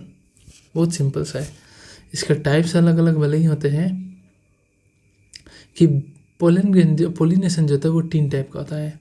एक होता है ऑटोगेमी, एक होता है गेटनोगेमी, एक होता है जेनोगेमी। बहुत सिंपल सा है, अभी क्लियर करवाता हूँ। ऑटोगेमी मतलब सेल्फ पोलिनेशन। इसका मतलब क्या था, ये ए नंबर फिगर, मतलब सेम फ्लावर में मेल और फीमेल दोनों हैं, कार्पेल और स्टामेन दोनों हैं। तो जब सेम फ्लावर में आपका पोलिनेशन होगा, सेम प्लांट का सेम फ्लावर में जब पोलिनेशन होगा तो ऐसा पोलिनेशन का बोलोगे ऑटोगेमी, ठीक है। बहुत सिंपल है, या योर सेल्फ फर्टिलाइजेशन। एंड जब आपका सेम प्लांट का, ये एक फ्लावर, जब सेम प्लांट का दूसरे फ्लावर में हो, सपोज यहाँ में आपका मेल है और यहाँ में आपका फीमेल है, बट फ्लावर भले ही अलग अलग हो, तो सेम प्लांट तो है ना। जब सेम प्लांट का अलग अलग फ्लावर में पोलिनेशन होगा, पोलन ग्रेन का ट्रांसफर होगा, सेम प्लांट का एक एंथर से दूसरे स्टिग्मा में, दूसरे फ्लावर का, सेम प्लांट का, तो ऐसा पोलिनेशन को हम कहते हैं गेटनोगेमी, ठीक है। और जब पोलिनेशन होगा आपका एक प्लांट का एंथर से दूसरे प्लांट का फ्लावर का स्टिग्मा में, तो उसे वाले को हम कहेंगे क्रॉस पोलिनेशन सी, ठीक है। बहुत सिंपल है। अब गेटनोगेमी में क्या होता है आपका, ये वाला same plant but different flower, same plant different flower. इसमें क्या होता है, इसको आप फंक्शनली देखो तो ये एक से दूसरे में जा रहा है, और जब एक से दूसरे में फ्लावर में जाता है तो इसे हम कहते हैं क्रॉस पोलिनेशन, है कि नहीं। जैसे सी वाला जेनोगेमी को हम क्रॉस पोलिनेशन भी कहते हैं। तो गेटनोगेमी को अगर आप फंक्शनली देखो तो अलग अलग फ्लावर में जा रहा है, भले ही सेम प्लांट का, तो फंक्शनली वो क्रॉस पोलिनेशन की तरह ही काम कर रहा है। बट जेनेटिकली ये क्या है, सेल्फ पोलिनेशन है गेटनोगेमी। क्यों जेनेटिकली सेम पोलिनेशन है, अरे भले ही फ्लावर अलग अलग है, प्लांट तो सेम है ना, तो इसका जो जेनेटिक्स होगा इसका भी तो वही जेनेटिक्स होगा, ठीक है। सो यही मुद्दा है, कितना सिंपल सा बात है, देखो। ऑटोगेमी मतलब क्या, it is transfer of pollen grain from the anther to the stigma, कहाँ, ऑफ द सेम फ्लावर में, ठीक है। If the flower is expose, if the flower with expose anther and stigma, complete autogamy is rare. मतलब कि क्या कह रहा है कि अगर आपका फ्लावर जो है उसका एंथर और स्टिग्मा एक्सपोज है आराम से, तो ऑटोगेमी काफ़ी रेयर है। क्यों? क्योंकि अगर ऐसा एक्सपोज है तो कोई दूसरा भी पोलन हवा में आके वहाँ लैंडिंग कर सकता है सेम प्लांट का, तो क्रॉस पोलिनेशन हो गया। वही बोल के रखा है, एक्सपोज होने से ऑटोगेमी जो है वो काफ़ी रेयर है। ऑटोगेमी होने के लिए, सेल्फ पोलिनेशन होने के लिए, suppose if this is the flower, same flower, autogamy होने के लिए क्या कंडीशन है कि मेल गेमेट जो पोलन ग्रेन है, जैसे ही आपका स्टिग्मा मैच्योर्ड हो जाता है सेम समय रिलीज हो जाए। सिंक्रोनी होना बहुत ज़रूरी है। सो ऑटोगेमी होने के लिए सिंक्रोनी, पोलन ग्रेन का रिलीज और स्टिग्मा का रिसेप्टिविटी, मतलब स्टिग्मा उसी समय में मैच्योर्ड होना पड़ेगा, तो ही ना सेल्फ पोलिनेशन होगा। पता चला पोलन ग्रेन इस फ्लावर का अभी रिलीज हुआ और स्टिग्मा 10 दिन बाद मैच्योर्ड होगा, तो नहीं हो पाएगा। इसलिए सिंक्रोनी रहना काफ़ी ज़रूरी है, ठीक है। और दूसरा कंडीशन है कि एंथर और स्टिग्मा क्लोज होना पड़ेगा टू ईच अदर, तभी चांसेस है ऑटोगेमी हो पाएगा, ठीक है। कोई कोई फ्लावर ऐसा है, याद रखिएगा, एग्जांपल वेरी इंपॉर्टेंट, याद रखिएगा, कोई कोई फ्लावर आपका ऐसा है जैसे वायोला, जिसे कॉमन पेंसी भी कहते हैं, ऑक्जालिस एंड योर कॉमेलिना, ठीक है। तो इसे आप ऐसे भी याद रख सकते हो, कोव, सी से कॉमेलिना, ओ से ऑक्जालिस एंड वी से वायोला, जिसे कॉमन पेंसी भी कहते हैं। ये 3 प्लांट ऐसे हैं जिसमें आपको 2 प्रकार का फ्लावर मिलेगा। ऐसा प्लांट है इसमें फ्लावर 2 प्रकार का मिलता है, एक फ्लावर ओपन रहेगा और सेम प्लांट में कोई कोई फ्लावर क्लोज रहेगा, ठीक है। सो इसका अलग अलग टर्म है। तो क्लोज को हम क्या लिखते हैं, CLOAC।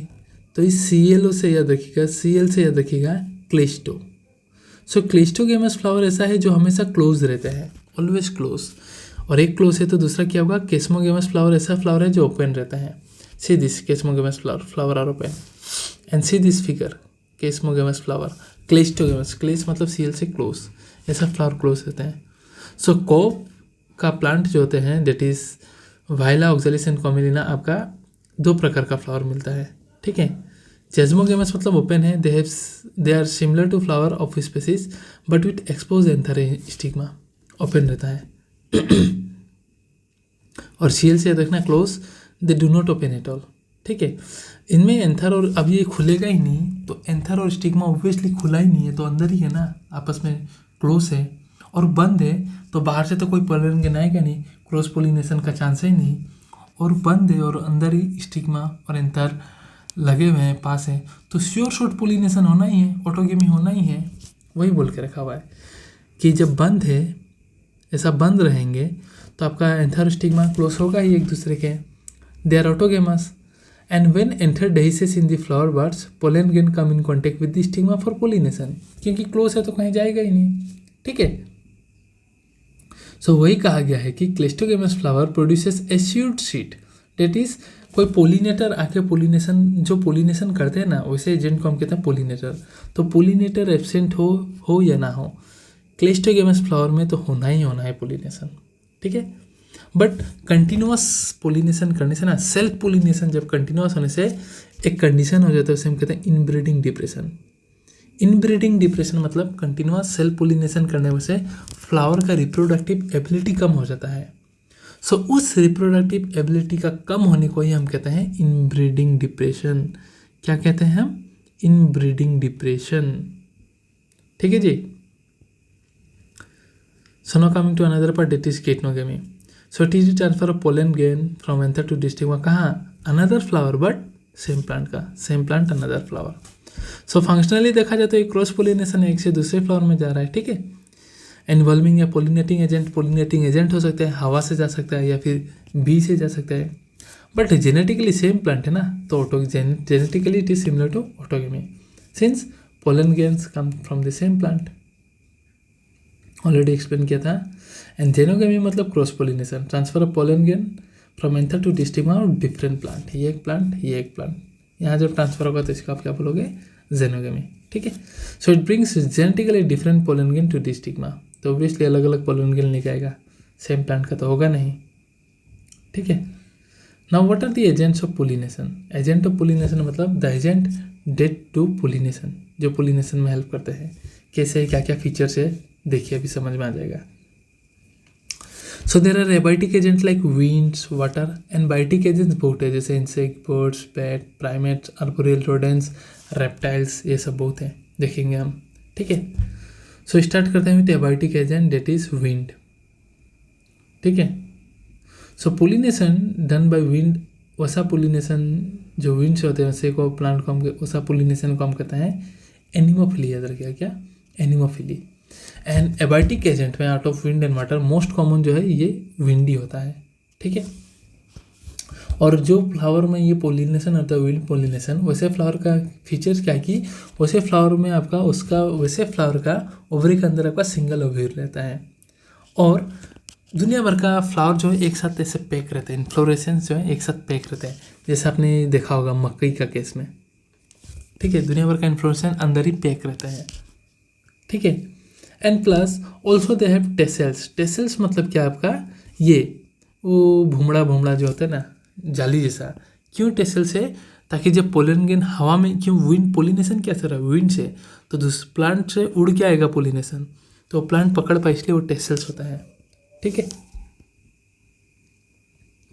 So wind pollinated flower are often dish, ठीक है, and numerous flower packs into inflorescence. Example से कॉर्न क्रॉप का बात करो, so tassels are the stigma in the style which wave in the winds. ये सब जो है ये सब विंड में वेव करते थे ताकि पोलन ग्रेन को ट्रैप कर पाए। और विंड पोलिनेशन सबसे ज़्यादा कॉमन है ग्रासेस में, याद रखिएगा, ठीक है। Now what are the several adaptation wind pollination के लिए? वे फॉर इफेक्टिव पोलिनेशन क्या होना पड़ेगा? विंड पोलिनेशन हो रहा है मतलब पोलन ग्रेन हवा में रिलीज हो रहा है, तो कहीं भी पहुंच सकता है। टारगेट में पहुंचने के लिए कितना समय लगेगा? तो इसके लिए क्या करना पड़ता है? फ्लावर जो होता है huge amount of pollen produce करता है, जो भी प्लांट विंड से पोलिनेट होता है, ठीक है। और पोलन ग्रेन कैसा आना पड़ेगा? 1 किलो का पोलन हवा में उड़ेगा क्या? जरूर नहीं, एकदम हल्का पोलन उड़ेगा, ठीक है। और इसलिए पोलन ग्रेन लाइट होना पड़ता है एंड नॉन स्टिकी। स्टिकी होने से भाई वो कहीं भी चिपक जाएगा, हवा से जा रहा है, तो नॉन स्टिकी होना पड़ता है, ठीक है। और they often possess well expose stamen. ऐसा स्टामेन जो होता है वेल एक्सपोज होता है ताकि हवा आए तो पोलन ग्रेन को उड़ा के ले जाए, for easy dispersal of pollen in wind current, ठीक है। सो दिस आर एडेप्टेशन जो विंड पोलिनेशन जो भी प्लांट करते हैं उनका ये होना पड़ेगा। और स्टिग्मा कैसा होना पड़ेगा? तो स्टिग्मा आपका लार्ज होना पड़ेगा, फिदर ही होना पड़ेगा, उसमें फिदर टाइप स्ट्रक्चर होना पड़ेगा, तो आपका पोलन को ट्रैप कर पाए जो हवा से उड़ के आ रहा है, ठीक है। फिदर स्टिग्मा आना पड़ेगा तो ट्रैप कर पाएगा, तो ही ना विंड पोलिनेशन हो पाएगा। सो ये सब आपका एडेप्टेशन है प्लांट का, विंड पोलिनेटेड प्लांट्स का, मेल और फीमेल रिप्रोडक्टिव स्ट्रक्चर का, ठीक है। Now coming to the pollination by wind. Pollination by water, इसको हम बोलते हैं हाइड्रोफिली। हाइड्रो मतलब वाटर, ये काफ़ी रेयर होता है एंड ये होने से भी सिर्फ 30 जेनेरा तक ही है, मोस्टली मोनोकोटिलेडेंस। याद रखिएगा कितना जेनेरा? 30। और किस में? तो मोस्टली मोनोकोटिलेडेंस। 3 एग्जाम्पल याद रखिएगा, वेलिस्नेरिया एंड हाइड्रिला, ये फ्रेश वाटर प्लांट्स हैं, एंड जूस्टेरा जिसे मेराइन सी ग्रेसेस भी कहते हैं, जो समुद्र में होता है, ठीक है। इनमें आपका वाटर से पोलिनेशन होता है, ठीक है। अब जैसे बात करें लोअर प्लांट्स में, जैसे अलगी, ब्रायोफाइट, तो उनका जो गेमेट ट्रांसफर का जो मीडियम है वो क्या है? आपका वाटर ही है। इसलिए हम कहते हैं कोई ब्रायोफाइट और टेरिडोफाइट का जो डिस्ट्रीब्यूशन है लिमिटेड है, हर जगह नहीं उगेंगे, जहाँ पानी है सिर्फ वहीं उगेंगे। क्यों? क्योंकि पानी के थ्रू से उनका गेमेट जाएगा, और गेमेट जाएगा तो इन्हें फर्टिलाइजेशन होगा। वही बोल के रखा हुआ है हमें, ठीक है। सो अभी बात करते थे कि वेलिस्नेरिया में कैसे पोलिनेशन होता है वाटर में, एंड सी ग्रेसेस में कैसे होता है, ठीक है। तो वेलिस्नेरिया का केसेस में क्या होता है? आपका पोलन ग्रेन विंड से उड़ के आएगा, ठीक है, हवा से उड़ के आएगा, और ये पानी का ऊपर में रह जाएगा, वाटर में, वाटर करंट से वो फ्लोट करते रहेगा, मेल पोलन ग्रेन, ठीक है, सरफेस ऑफ वाटर में रिलीज हो जाता है और वाटर करंट के साथ वो जाते रहेगा। वेलिस्नेरिया जो है इसका कैसे होता है? फीमेल का जो स्टल्क होता है ना वो काफ़ी लंबा होता है, और वो फीमेल का स्टल्क ऐसा नीचे से ऊपर सरफेस में पहुंच जाएगी स्टिग्मा को लेके, और वो जब ऐसा पहुंच गई है पानी में और ऐसा उड़ उड़ के जब आएगा ना पोलन ग्रेन, तो यहाँ चिपक जाएगा, हो गया, पोलन ट्यूब बना के फर्टिलाइजेशन बना देगा। तो वेलिस्नेरिया में ऐसे होता है आपका पोलिनेशन, ठीक है। और सी ग्रासेस में कैसे होता है? तो भैया सी ग्रासेस में क्या होता है? आपका जो पोलन ग्रेन होता है वो लंबा और रिबन लाइक होता है, और यहाँ पानी का अंदर ही रहेंगे, ठीक है। पोलन ग्रेन जो होता है प्लांट, ये पानी का अंदर ही रहता है, तो मेल जो एंथर है वहाँ से जो पोलन ग्रेन रिलीज होगा वो लॉन्ग और रिबन लाइक होता है, ठीक है। और वो inside the water he carried हो जाएंगे, और फीमेल फ्लावर जो पानी के अंदर में इस तरीके से सबमर्ज है वहाँ जाके वो लग जाएंगे स्टिग्मा में, और लग जाने से अल्टीमेटली फर्टिलाइजेशन करवा के प्रोसेस चलते रहेगा। तो सी ग्रासेस में पोलिनेशन पानी का अंदर ही हो रहा है, वेलिस्नेरिया में फीमेल को सरफेस तक जाना पड़ रहा है। तो चाहे वेलिस्नेरिया हो या सी ग्रासेस हो, पोलन ग्रेन तो पानी में है ना, तो पानी में पोलन ग्रेन डैमेज ना हो बोल के बहुत सारा pollen grain most of the water species का प्लांट का एक कवरिंग होता है, mucilaginous covering, to protect the pollen grain from wetting, पानी में बीच का खराब ना हो, ठीक है। और ज़रूरी नहीं है कि जितना भी एक्वाटिक प्लांट हो सब पोलिनेशन हो आपका विंड वाटर से ही, हाइड्रोफिली से ही। There are many aquatic plants that are not pollinated by water, as for example like water hyacinth, water lily, नाम है water, but they are not pollinated by water, they are pollinated by insect. और insect pollination को हम कहते हैं entomophily और anemophily. Anemophily मतलब wind pollination. So question पूछेगा वाटर हाइसिंथ कैसे पोलिनेशन होता है, तो जो पढ़ा नहीं है वो देख के बोलेगा water hyacinth and water lily water से पोलिनेट होता है, but no, they are pollinated by either insect or wind, ठीक है। और विंड और वाटर तो एबाइटिक है। सो एबाइटिक चीज़ को आपको क्या क्या रिवर्ट देना पड़ता है, कोई रिवर्ट नहीं देना पड़ता है, ठीक है। सो विंड और water pollinated flower are not very colourful and do not produce nectar, क्योंकि कलरफुल फ्लावर वो होते हैं जो आपका इंसेक्ट को अट्रैक्ट करेंगे, इंसेक्ट एबाइटिक, ताकि उसको रिवर्ट दे पाए, नेक्टर दे पाए।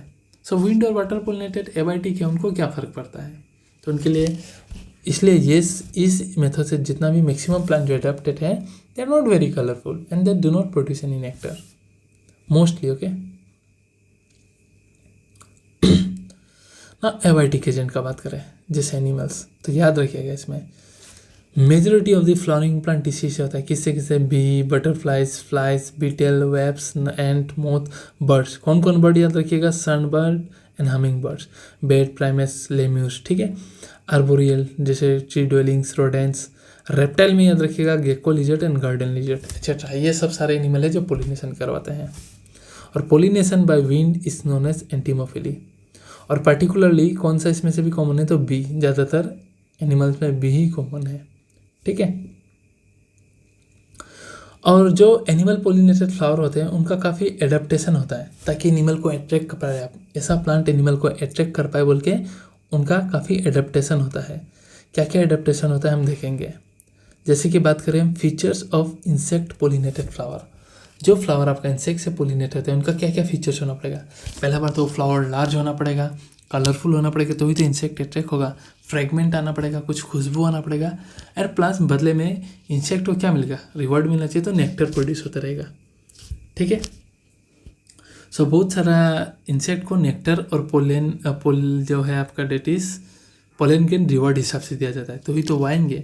और वो जब आ जाता है ना प्लांट में, तो पोलन के जो एनिमल पोलिनेटेड होते हैं, इंसेक्ट पोलिनेटेड, वैसा पोलन के स्टिकी होते हैं, तो वो इंसेक्ट का पाँव हाथ में चिपक जाएंगे। और यही इंसेक्ट जब सेम फ्लावर का फीमेल में जाके वहाँ जब चला जाएगा, फीमेल फ्लावर में चला जाएगा, तो ये जो पोलिन का पाँव हाथ में चिपका हुआ है वहाँ जाके चिपक जाएगा। तो इस तरीके से ऐसा पोलिनेशन होता है, ठीक है। तो ये small flowers forms inflorescence to make them visible, इस तरीके से दुनिया भर का फ्लावर एक साथ जुड़ जाता है, ठीक है। और जो भी फ्लावर आपका बीटल से पोलिनेट होते हैं, फ्लाई से, बीटल से, वो लोग काफ़ी फॉल ऑर्डर्स प्रोड्यूस करते हैं। इंस्टेड ऑफ खुशबू ये लोग ऐसा फ्लावर बदबू प्रोड्यूसिंग होते हैं, याद रखिएगा। द फ्लावर्स पोलिनेटेड बाय बीज एंड बीटल सीक्रेट बदबू, डेट इज़ फॉल ऑर्डर, तो ही उनके लिए अट्रैक्ट हो पाते हैं ये सब। और पोलन ग्रेन कैसा होना पड़ेगा, मैंने ऑलरेडी बताया, पोलन ग्रेन जनरली स्टिकी होना पड़ेगा, तो ही तो पाँव में चिपक पाएंगे। तो कैसे पोलिनेशन होता है देखिए इंसेक्ट पोलिनेशन में। So when an insect that is animal come in contact with the anther and the stigma, it body gets pollen grain, ठीक है, बॉडी को पोलन ग्रेन मिलेगा। And when it comes contact with the stigma, मतलब stigma जब flower का contact में आएगा, suppose ये यहाँ था, यहाँ आया, ठीक है, तो इसका पाँव में लग गया आपका पोलन ग्रेन। अब ये दूसरा फीमेल फ्लावर में जब गया तो वो पोलन ग्रेन यहाँ का स्टिग्मा में चिपक जाएगा और अल्टीमेटली पोलिनेशन हो जाएगा, ट्रांसफर हो गया पोलन ग्रेन का एंथर टू द स्टिग्मा, ठीक है। सो सम ऑफ द प्लांट्स अलग तरीके से रिवॉर्ड प्रोवाइड करते हैं, instead of nectar and pollen grain अलग तरीके से रिवॉर्ड प्रोवाइड करते हैं, ठीक है।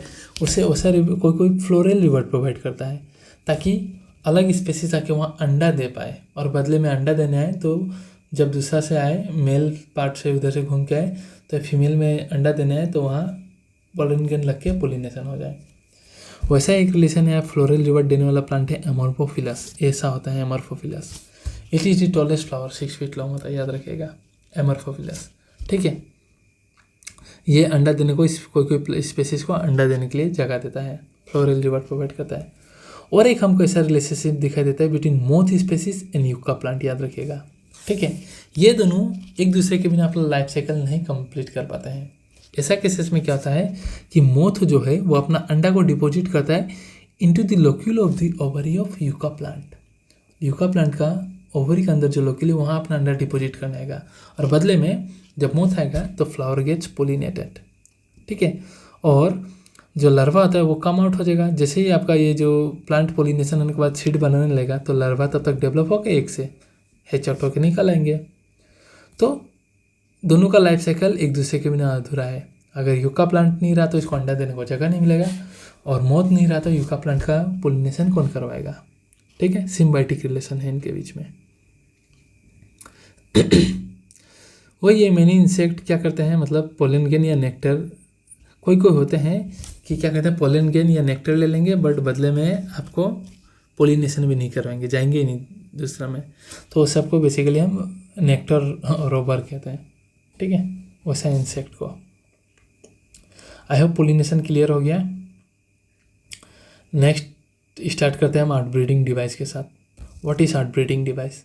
सो देखिए, जैसे कि मैंने बोला कि प्लांट में अगर continuous autogamy that is self pollination होने से क्या होता है, आपका इनब्रीडिंग डिप्रेशन होता है, रिप्रोडक्टिव एबिलिटी कम हो जाता है।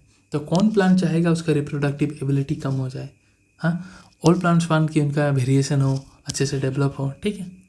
सो इसी को रोकने के लिए इनब्रीडिंग डिप्रेशन ना हो बल्कि कंटिन्यूअस सेल्फ पोलिनेशन होकर प्लांट में अलग अलग मैकेनिज्म डेवलप होते हैं, उसी मैकेनिज्म को हम कहते हैं आउट ब्रीडिंग डिवाइसेस, ठीक है। और सेल्फ पोलिनेशन कौन करेगा? हर्माफ्रोडाइट फ्लावर, जिसमें मेल और फीमेल सेम फ्लावर में हो, ठीक है। So to avoid self pollination and encourage cross pollination there are some devices in plant, मतलब बहुत मैकेनिज्म डेवलप हो गया है। क्यों? क्योंकि कंटिन्यूअस सेल्फ पोलिनेशन से इनब्रीडिंग डिप्रेशन होता है, डेट इज रिप्रोडक्शन एबिलिटी कम हो जाता है प्लांट का। तो कैसे आपका रोका जाए इसको सेल्फ पोलिनेशन को? सो आप लोग प्लांट रोक सकते हैं अपने आप को बाय अवॉइडिंग सिंक्रोनाइजेशन। इसका मतलब क्या? सिंक्रोनाइजेशन को अवॉइड कैसा करेंगे कि प्लांट अपने आप को समय के दौरान ऐसा डेवलप कर लेगा कि सेम फ्लावर का जब एंथर पोलन ग्रेन रिलीज करेगा तो उसका स्टिग्मा रेडी नहीं होगा एक्सेप्ट करने के लिए, और स्टिग्मा रेडी है तो उस प्लांट का पोलन ग्रेन ही रिलीज नहीं करेगा। तो ऐसा केसेस में ऑब्वियसली दूसरा प्लांट से आके फर्टिलाइजेशन करना पड़ेगा, पोलिनेशन करना पड़ेगा, ठीक है। तो इसमें क्या हो गया, आपका सेल्फ पोलिनेशन को सप्रेस कर दिया गया एंड क्रॉस पोलिनेशन को प्रमोट किया गया, ठीक है। सो ये क्या है अवॉइडिंग सिंक्रोनाइजेशन? मतलब here the pollen is release before the stigma become receptive, stigma receptive होने से पहले ही पोलन रिलीज हो गया, और स्टिग्मा रिसेप्टिव हो गया बट पोलन रिलीज हुआ ही नहीं, पोलन रिलीज होने से पहले ही सिंक्रोनाइजेशन नहीं हुआ, तो आपका सेल्फ पोलिनेशन नहीं हो पाएगा। Plus arrangement of anther and stigma in different position, ठीक है। सपोज ये है आपका स्टिग्मा और एंथर है आपका इस तरीके से। So there is a very rare chance कि यहाँ से पोलन ग्रेन जाके इसको सेल्फ पोलिनेट कर पाए, इससे वाले को दूसरा ही आके पोलिनेट कर पाएगा, दूसरा फ्लावर से प्लांट से आके, ठीक है, by with the help of pollinator. तो वही बोल के रखा है कि arrangement of anther and stigma different position होने से भी सेल्फ पोलिनेशन को प्रिवेंट करेगा, क्रॉस पोलिनेशन प्रमोट करेगा। सेल्फ इनकम्पेटिबिलिटी, बहुत सारा प्लांट सेल्फ इनकम्पेटिबिलिटी भी डेवलप कर लेते हैं, मतलब कि वो अपने, ये एक फ्लावर है, ये खुद का पोलन को एक्सेप्ट ही नहीं करेगा, दूसरे फ्लावर का पोलन को ही एक्सेप्ट करेगा, ठीक है। ये प्लांट में अपना जेनेटिक मैकेनिज्म होता है टू प्रिवेंट सेल्फ पोलन, ठीक है, फ्रॉम फर्टिलाइजेशन। कैसे? बाय इनहिबिटिंग पोलन जर्मिनेशन और pollen tube growth in the pistil, या तो यहाँ जर्मिनेट होने नहीं देगा या फिर यहाँ पोलन ट्यूब बनाने नहीं देगा। तो इससे आप सेल्फ पोलिनेशन रोक पाओगे, क्रॉस पोलिनेशन प्रिवेंट होगा। And production of unisexual flower, अगर यहाँ एक फ्लावर है और मेल यहाँ है और फीमेल यहाँ है तो ऑब्वियसली इसमें तो सेल्फ पोलिनेशन होगा नहीं, क्रॉस पोलिनेशन ही होगा, ठीक है। सो इसी को प्रिवेंट करता है, क्योंकि यूनिसेक्सुअल फ्लावर में आपका ऑटोगेमी प्रिवेंट होगा बट नॉट गेटनोगेमी, क्योंकि गेटनोगेमी तो हो सकता है फ्लावर सेम प्लांट में तो अलग अलग फ्लावर होंगे ही, ठीक है। और अगर मेल और female flower same, if male and female flower same plant में रहते हैं तो उसे मोनोइसियस कहते हैं, ऑलरेडी हमने देख लिया, ठीक है। बाइसेक्सुअल फ्लावर भी कहते हैं इसे कैस्टर मेज, ऑलराइट। आई होप क्लियर हो गया, ठीक है। सो ये अगर एक प्लांट है, यहाँ आपका एक फ्लावर है, ये हो गया आपका मेल फ्लावर और ये हो गया आपका फीमेल फ्लावर। सो क्या है, ये तो आपका ऑटोगेमी प्रिवेंट कर देगा कि सॉरी ये मेल हो गया, ठीक है, नॉट फीमेल। सो यहाँ से आपको यहाँ आना पड़ेगा। सो ऑटोगेमी तो प्रिवेंट कर दिया बट गेटनोगेमी तो नहीं ना, और गेटनोगेमी जेनेटिकली तो ऑटोगेमी है, ठीक है। पर अगर एक ऐसा प्लांट है, ये एक प्लांट है जहाँ मेल फ्लावर है और ऐसा एक प्लांट है जहाँ फीमेल फ्लावर है, यूनिसेक्सुअल प्लांट, तो क्या होगा आपका? ऑब्वियसली क्रॉस पोलिनेशन ही करना पड़ेगा, वही बता के रखा हुआ है, क्लियर। सो इन डाइसियस प्लांट जैसे पपाया, मेल और फीमेल फ्लावर प्रेजेंट है डिफरेंट प्लांट में। सो इसमें क्या होगा, ऑटोगेमी और गेटनोगेमी दोनों प्रिवेंट होगा। दैट मीन्स आपका सेल्फ पोलिनेशन प्रिवेंट होगा, और सेल्फ पोलिनेशन प्रिवेंट होने से इनब्रीडिंग डिप्रेशन जो प्लांट में डेवलप होगा, उनका रिप्रोडक्टिव एबिलिटी कम करने का वो भी प्रिवेंट होगा। So this are some of the mechanism that plant adopts, और इसी को हम कहते हैं आउटब्रीडिंग डिवाइसेस। ठीक है। सो नेक्स्ट जो टॉपिक है हमारा वो है आपका पोलन पिस्टिल इंटरेक्शन। ठीक है, पोलन पिस्टिल इंटरेक्शन मतलब नाम से ही पता चल रहा है किसका बीच में इंटरेक्शन होगा, पोलन ग्रेन और पिस्टिल मतलब फीमेल पार्ट का। ठीक है, पिस्टिल का भी किस में, तो स्टिग्मा में इस तरीके से इंटरेक्शन होगा। ठीक है। सो ये कैसा प्रोसेस है जिसमें जो आपका पिस्टिल का स्टिग्मा है ना, वो रिकॉग्नाइज करेगा पोलन को कि ये मेरा पोलन है कि नहीं। अब आम का, मैंगो का फ्लावर में लीची का पोलन के आने से थोड़ी होगा, नहीं होगा ना। तो वो कौन रिकॉग्नाइज करेगा मेरा है या नहीं, पिस्टिल का स्टिग्मा। ठीक है, उनके बीच में कुछ केमिकल रिएक्शन होता है, उसके बेसिस पे वो आइडेंटिफाई करेगा। ओके, अगर उसका टाइप का पोलन है तो वहाँ पोलन ट्यूब का ग्रोथ अलाउ करेगा। अगर इनकॉम्पेटिबल है मतलब उसके टाइप सेम स्पेसिस का पोलन नहीं है तो उसे रिजेक्ट कर देगा। ठीक है।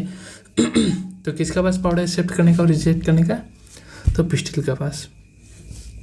So it is a process in which the pistil recognises compatible, सही है या गलत वाला पोलन आया है, कैसे, through chemical component produce by them. If a pollen is of compatible type, right type, तो पिस्टिल उसको एक्सेप्ट करेगा and promote post pollination event. Post pollination event मतलब उसको अलाउ करेगा कि पोलन ट्यूब ग्रोथ कर पाए। हमको पता है पोलन ग्रेन जो होता है उसका आउटर वाल जो है स्पोरोपोलिनिन का बना हुआ है एक्साइन, वहाँ बीच बीच में स्पोरोपोलिनिन एब्सेंट है, वो रीजन को हम कहते हैं जार्म पोर, और वहाँ से आपका अभी क्या फॉर्म होगा, पोलन ट्यूब बनेगा। So pollen grain germinate on the stigma to produce pollen tube through one of the germ pore. ठीक है, और इससे the content of pollen grain जो इसमें जेनेटिव सेल था जो डिवाइड करके आपका मेल गेमेट बना हुआ है, वो मूव कर जाएगा पोलन ट्यूब में, और ये पोलन ट्यूब आपका ग्रो करते चलेगा through the tissue of the stigma and style and ultimately will reach to the ovary. ठीक है, ओवरी में जब ओव्यूल के पास पहुंचेगा तो वहाँ में सिनर्जिट उसको गाइड करेगा अंदर जाने के लिए। ठीक है, तो इस तरीके से देखिए बहुत सारा पोलन आया है हमें, जिसको जो करेक्ट टाइप का था उसको इसका स्टिग्मा ने एक्सेप्ट किया और वो इस तरीके से पोलन ट्यूब बनाया, देखिए इस तरीके से, और वो पहुँच गया यहाँ, और वहाँ कौन गाइड करेगा, फिलिफोम एपरेटस सिनर्जिट सेल्स का। ठीक है, बहुत सिंपल है, बहुत सिंपल है, थोड़ा भी दिक्कत नहीं करना है। ठीक है। सो if the pollen is incompatible, wrong type का होने से पिस्टिल रिजेक्ट कर देगा उसको जर्मिनेट करने ही नहीं देगा, या पोलन ट्यूब का ग्रोथ होने ही नहीं देगा। ठीक है। नाउ जैसे कि मैंने बोला कि इन प्लांट्स, कोई प्लांट में 60% में जो पोलन ग्रेन है 2 सेल स्टेज में रिलीज करता है, जिसमें एक वेजिटेटिव सेल होगा, एक जेनरेटिव सेल होगा। अगर ऐसा पोलन है जो 2 सेल स्टेज में रिलीज हुआ है पर मेल गेमेट तो 2 होता है, तो ऐसा केसेस में क्या होगा, सपोज ये पोलन है जिसमें आपका एक बड़ा वाला जेनरेटिव सेल है, छोटा वाला मैं पिंक ले लेता हूँ यहाँ में, वो आपका जेनरेटिव सेल है और बड़ा वाला वेजिटेटिव सेल है। ठीक है। सो 2 सेल में है ना, तो ये जब आपका ये स्टिग्मा में पहुँचेगा ना, तो वहाँ में जाके ये जेनरेटिव सेल और एक डिवाइड करके 2 बना लेगा। ठीक है। सो वहाँ में क्या करेगा, the generative cell divides into 2 male gamete by mitosis during pollen growth, क्योंकि 2 मेल गेमेट जाने वाला है अंदर। ठीक है।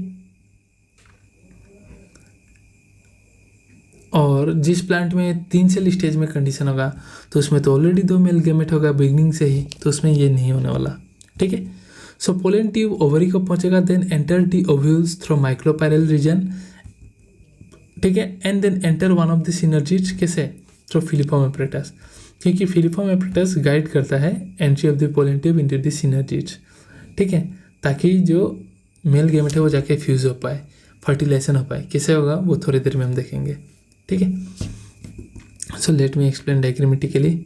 सो देखिए ये पोलन आया, ये पोलन ट्यूब जर्मिनेट होने लगे, यहाँ देखिए सेकेंड वाला फिगर में यहाँ में, तो यहाँ में देखिए आपका स्पर्म जो है मेल गेमेट आने लग गया, ये आने लग गया आपका इधर में ओव्यूल का पास, और सिनर्जिट ने उसका एंट्री को गाइड किया। ठीक है, ये रहा।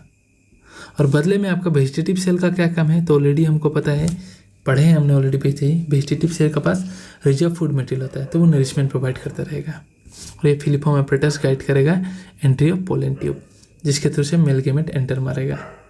ठीक है। तो एक प्लांट ब्रीडर मतलब जो ब्रीडिंग करवाते हैं, they can manipulate pollen pistil interaction, hybrid variety वो इस्तेमाल कर सकते हैं, ठीक है, मैनिपुलेट कर सकते हैं अगर आर्टिफिशियली करें तो, ताकि उनको डिजायर जो हाइब्रिड प्रोडक्ट है वो मिल जाए, ठीक है। सो हाइब्रिडेशन के बारे में डिटेल्स में चैप्टर 9 में पढ़ेंगे, पर यहाँ भी थोड़ा सा इसको देखते हैं कि आर्टिफिशियल हाइब्रिडेशन कैसे किया जा सकता है, ठीक है। सो हाइब्रिडेशन क्यों करते हैं? ताकि क्रॉप का इम्प्रूवमेंट हो, ठीक है, जिसमें आप अपना डिजायर पोलन ग्रेन को इस्तेमाल करेंगे पोलिनेशन के लिए, ताकि आपको आपका डिजायर प्रोडक्ट मिले। So this can be achieve by 2 technique, emasculation and bagging. अगर आपका फ्लावर बाइसेक्चुअल है, बाइसेक्चुअल मतलब मेल और फीमेल सेम बॉडी में है, it is represented by this sign, ठीक है, मेल और फीमेल सेम बॉडी में है, तो उसी केसेस में आप आर्टिफिशियल हाइब्रिडेशन कैसे करोगे? तो आप क्या करोगे वैसे केसेस में, आपको दूसरा पोलन ग्रेन डालना है तो आप क्या करोगे, पहले मेल वाले को हटा दो, एंथर को काट के फेंको, तो उस प्रोसेस को हम कहते हैं इमास्कुलेशन। इमास्कुलेशन मतलब कटिंग ऑफ द एंथर। अब एंथर को काट दिया तो बचेगा क्या, सिर्फ पिस्टिल बचा हुआ है, तो पिस्टिल को आप अपना पोलन ग्रेन से पोलिनेशन करवाना चाहते हो, पर दूसरा भी तो पोलन ग्रेन आ सकता है, वहाँ पोलिनेटर कर देगा, तो आपका तो सब चौपट हो जाएगा। तो दूसरा स्टेप क्या करोगे, आप बेगिंग करोगे, उस फीमेल का जो स्टिग्मा है आप उसको ढक दोगे उसका पिस्टिल को, तो उसे हम कहते हैं बेगिंग, ठीक है। सो बाइसेक्सुअल फ्लावर में कंडीशन क्या होगा आपका, removal of the anther from the bisexual flower bud, ताकि of female parent before the anther dehisces, anther होने से पहले उसको हटा दो, ठीक है, ताकि आप अपना डिजायर पोलन ग्रेन डालोगे वहाँ, और कोई दूसरा पोलिनेट ना कर दे, इसलिए इमास्कुलेटेड फ्लावर को आप अभी कवर कर दोगे with a suitable bag made of butter paper. क्यों? To prevent contamination of its stigma with unwanted pollen, ताकि अनवांटेड पोलन वहाँ आके ना लगे। और जैसे ही स्टिग्मा रिसेप्टिव हो जाएगा तो आप क्या करोगे, अपना चॉइस का जो मैच्योर्ड पोलन ग्रेन है जो आपने कलेक्ट करके रखा हुआ है दूसरा प्लांट मेल प्लांट का एंथर से, उसे आप डस्ट कर दोगे उसके ऊपर से, ठीक है, डस्ट कर दोगे इन द स्टिग्मा, और फ्लावर को फिर से रीबेक कर दोगे, फिर से कवर कर दोगे, ताकि ग्रोथ अच्छे से हो। Rebag and allow to develop the fruits. तो वेरी सिंपल टेक्निक है आर्टिफिशियल हाइब्रिडेशन। ये तो क्या बाइसेक्सुअल फ्लावर का बात। अब आप अपना कॉमन सेंस लगा के बोलिए कि ये अगर सिर्फ आपका यूनिसेक्सुअल फ्लावर है जिसमें सिर्फ फीमेल फ्लावर है, तो प्रोसेस तो सेम रहेगा, पर क्या यहाँ इमास्कुलेशन का ज़रूरत है? तो ज़रूरत नहीं है। So for unisexual flower there is no need of emasculation, ठीक है, डायरेक्टली आप बेगिंग से इस्तेमाल कीजिए, स्टार्ट कीजिए, और जैसे स्टिग्मा रिसेप्टिव बन जाएगा, पोलिनेशन ऑफ अपना चॉइस को डस्ट कर दीजिए, फ्लावर को दोबारा रीबेक कर दीजिए and allowed it to develop. So simple, ठीक है। अब आते हैं आपका डबल फर्टिलाइजेशन। अब इससे पहले हमने जितना पढ़ा फ्लावरिंग प्लांट में वो था आपका प्री फर्टिलाइजेशन इवेंट, ठीक है। अब हम पढ़ेंगे फर्टिलाइजेशन, ठीक है। फर्टिलाइजेशन में अभी क्या होगा आपका देखिए। So in case of flowering plant हमको एक यूनिक इवेंट देखने को मिलता है जिसको हम कहते हैं क्या, डबल फर्टिलाइजेशन। क्या बोलते हैं हम? Double fertilization. तो इसमें बेसिकली होता क्या है देखिए, तो आपको ऑलरेडी पता है कि कितना मेल गेमेट पोलन ग्रेन से रिलीज होता है, 2, ठीक है, और ये जाते जाते आपका सिनर्जिट के थ्रू से पोलिनेटिव एंटर मार देगा। अब वो 2 मेल गेमेट जाके करेंगे क्या, ठीक है। सो फिगर में दिखा देता हूँ, लैंग्वेज भी पढ़ा देता हूँ, ठीक है। तो इसमें होता है क्या देखिए, ये फिगर से एक्सप्लेन करता हूँ। सो ये आपका पोलन ट्यूब से आपका मेल गेमेट आया। सो जो फर्स्ट मेल गेमेट होगा वो आपका जो ये एग है ना, एक के साथ फ्यूजन करेगा। फर्स्ट मेल गेमेट एक के साथ फ्यूजन करेगा। सो गेमेट प्लस एक, ये फीमेल गेमेट, तो क्या बनेगा आपका जाइगोट। पर कितना मेल गेमेट रिलीज होता है? 2। और जो सेकेंड मेल गेमेट होगा वो आके फ्यूज करेगा आपका ये सेंट्रल 2 पोलर न्यूक्लियाई है उसके साथ। सो सेकेंड मेल गेमेट का प्लोडी है N, प्लस यहाँ में 2 न्यूक्लियस है N प्लस N, इसके साथ फ्यूजन करेगा। तो इसको हम ट्रिपल फ्यूजन कहते हैं। क्या? Triple fusion. क्यों? क्योंकि 3 न्यूक्लियस का फ्यूजन हो रहा है, और ये बना देगा आपका, ठीक है, पॉली एंडोस्पर्म न्यूक्लियस बना देगा, पेन बना देगा ये। सो 2 मेल गेमेट आए तो 2 बार फर्टिलाइजेशन किया है। एक के साथ फ्यूजन करके सिनगेमिक करके जाइगोट बनाया, और दूसरा मेल गेमेट आपका पोलर न्यूक्लियर के साथ फ्यूज करके पेन बनाया। सो सिंस 2 बार फर्टिलाइजेशन होता है, ये फ्लावरिंग प्लांट में ही सिर्फ होता है, तो ऐसा इवेंट को हम बोलते हैं डबल फर्टिलाइजेशन। तो पढ़िए एक बार। यहाँ में आपका बेसिकली क्या होता है, ऊपर वाला सही है कि देखिए, after entering one of the synergids, ठीक है, the pollen tube releases the 2 male gamete into the cytoplasm of synergids. इसमें से 1 male gamete move toward the एक सेल का पास गया and fused with its nuclei. तो इसे आप बोलोगे सिनगेमी, क्यों? ताकि आपका डिप्लॉइड जाइगोट बने। And the other male gamete move towards the 2 polar nuclei located in the central cell, और उनके साथ फ्यूज हो जाएगा, fuses with them to produce a क्या, triploid primary endosperm nucleus, that is PEN, triploid primary endosperm nucleus. ठीक है, triploid क्यों? क्योंकि गेमेट का प्लॉइडी एन है, प्लस वहाँ 2 ऑलरेडी न्यूक्लियस था, तो 3 न्यूक्लियस का फ्यूजन हुआ। Since it involves the fusion of 3 haploid nucleus, इसको हम ट्रिपल फ्यूजन भी कहते हैं। क्लियर है? तो देखिए, सिंस फ्लावरिंग प्लांट में 2 टाइप्स ऑफ फ्यूजन होता है। एक होता है आपका सिनगेमी, जिसमें फर्स्ट मेल गेमेट एक का साथ फ्यूज करके जाइगोट बनाएगा, और दूसरा आ गया आपका ट्रिपल फ्यूजन, जिसमें सेकेंड मेल गेमेट आपका 2 पोलर न्यूक्लिया के साथ फ्यूज करेगा। सिंस 2 टाइप का फ्यूजन हो रहा है, एम्ब्रायो सेक में टेक्स प्लेस हो रहा है आपका फ्लावरिंग प्लांट में, तो इस इवेंट को हम कहते हैं डबल फर्टिलाइजेशन, और ये सिर्फ और सिर्फ फ्लावरिंग प्लांट एंड एंजियोस्पर्म में ही होता है। This event is unique to flowering plant. ठीक है, और सेंट्रल सेल आफ्टर फ्यूजन बन जाएगा आपका प्राइमरी एंडोस्पर्म न्यूक्लियस, जो अल्टीमेटली प्राइमरी एंडोस्पर्म सेल बन जाएगा, और जो आपका अल्टीमेटली जाके एंडोस्पर्म में डेवलप हो जाएगा, और जाइगोट जो है आपका एम्ब्रायो बन जाएगा। ठीक है, सो बाकी जितना भी इवेंट्स है वो हम पोस्ट फर्टिलाइजेशन इवेंट में स्टडी करेंगे। ठीक है, so this was all your about double fertilization. I hope यहाँ तक सब क्लियर है। ठीक है, so will start now post fertilization event. So this is the last part of the chapter, जिसमें हम पढ़ेंगे हमने प्री फर्टिलाइजेशन इवेंट सारा पढ़ लिया, डबल फर्टिलाइजेशन पढ़ लिया। अब फर्टिलाइजेशन के इवेंट के बाद जो जाइगोट आपका एम्ब्रायो बनेगा, एम्ब्रायो से जो बनेगा सारा कुछ, फर्टिलाइजेशन के बाद जितना भी इवेंट है उसे हम बोलेंगे पोस्ट फर्टिलाइजेशन इवेंट। क्या क्या होता है ऐसा फ्लावरिंग प्लांट में? जब आपका प्राइमरी एंडोस्पर्म जो सेल था वो बन जाएगा आपका एंडोस्पर्म में डेवलप हो जाएगा, और ये एंडोस्पर्म न्यूट्रिटिव टिश्यू है जो नरिशमेंट प्रोवाइड करेगा to the developing embryo. Zygote आपका एम्ब्रायो बन जाएगा, उसको नरिशमेंट प्रोवाइड करेगा ये एंडोस्पर्म। और ओव्यूल जो था जिसके अंदर सब हो रहा है, वो ओव्यूल आपका आफ्टर फर्टिलाइजेशन सीड्स में कन्वर्ट हो जाएगा, और ओवरी जो था वो फ्रूट बन जाएगा। ठीक है, और डिटेल से जो थोड़ी देर में देखेंगे। चलिए सो बात करते हैं अभी। देखिए, सो प्राइमरी एंडोस्पर्म जो सेल्स था वो रिपीटेडली डिवाइड करेगा और बना देगा आपका एंडोस्पर्म टिश्यू, और ये एंडोस्पर्म टिश्यू ट्रिप्लॉइड होता है। क्यों? क्योंकि एक मेल गेमेट और 2 पोलर न्यूक्लियस से मिलकर बना है, तो इसका प्लॉइडी है ट्रिप्लॉइड। ठीक है, endosperm cells are filled with reserve food material. ठीक है, क्यों? Because they provide nourishment nutrition to the developing embryo. ठीक है, सो मोस्ट कॉमन टाइप का एंडोस्पर्म डेवलपमेंट कैसा होता है? तो मोस्ट कॉमनली एंडोस्पर्म क्या होता है? ये अगर प्राइमरी एंडोस्पर्म सेल है तो it will undergo repeated nuclear division, cell division नहीं करता, न्यूक्लियर डिवीजन नहीं करेगा, तो इसको हम बोलते हैं फ्री न्यूक्लियर एंडोस्पर्म। ठीक है, और बाद में जाके आपका यहाँ में सेल वॉल फॉर्म होना स्टार्ट होता है।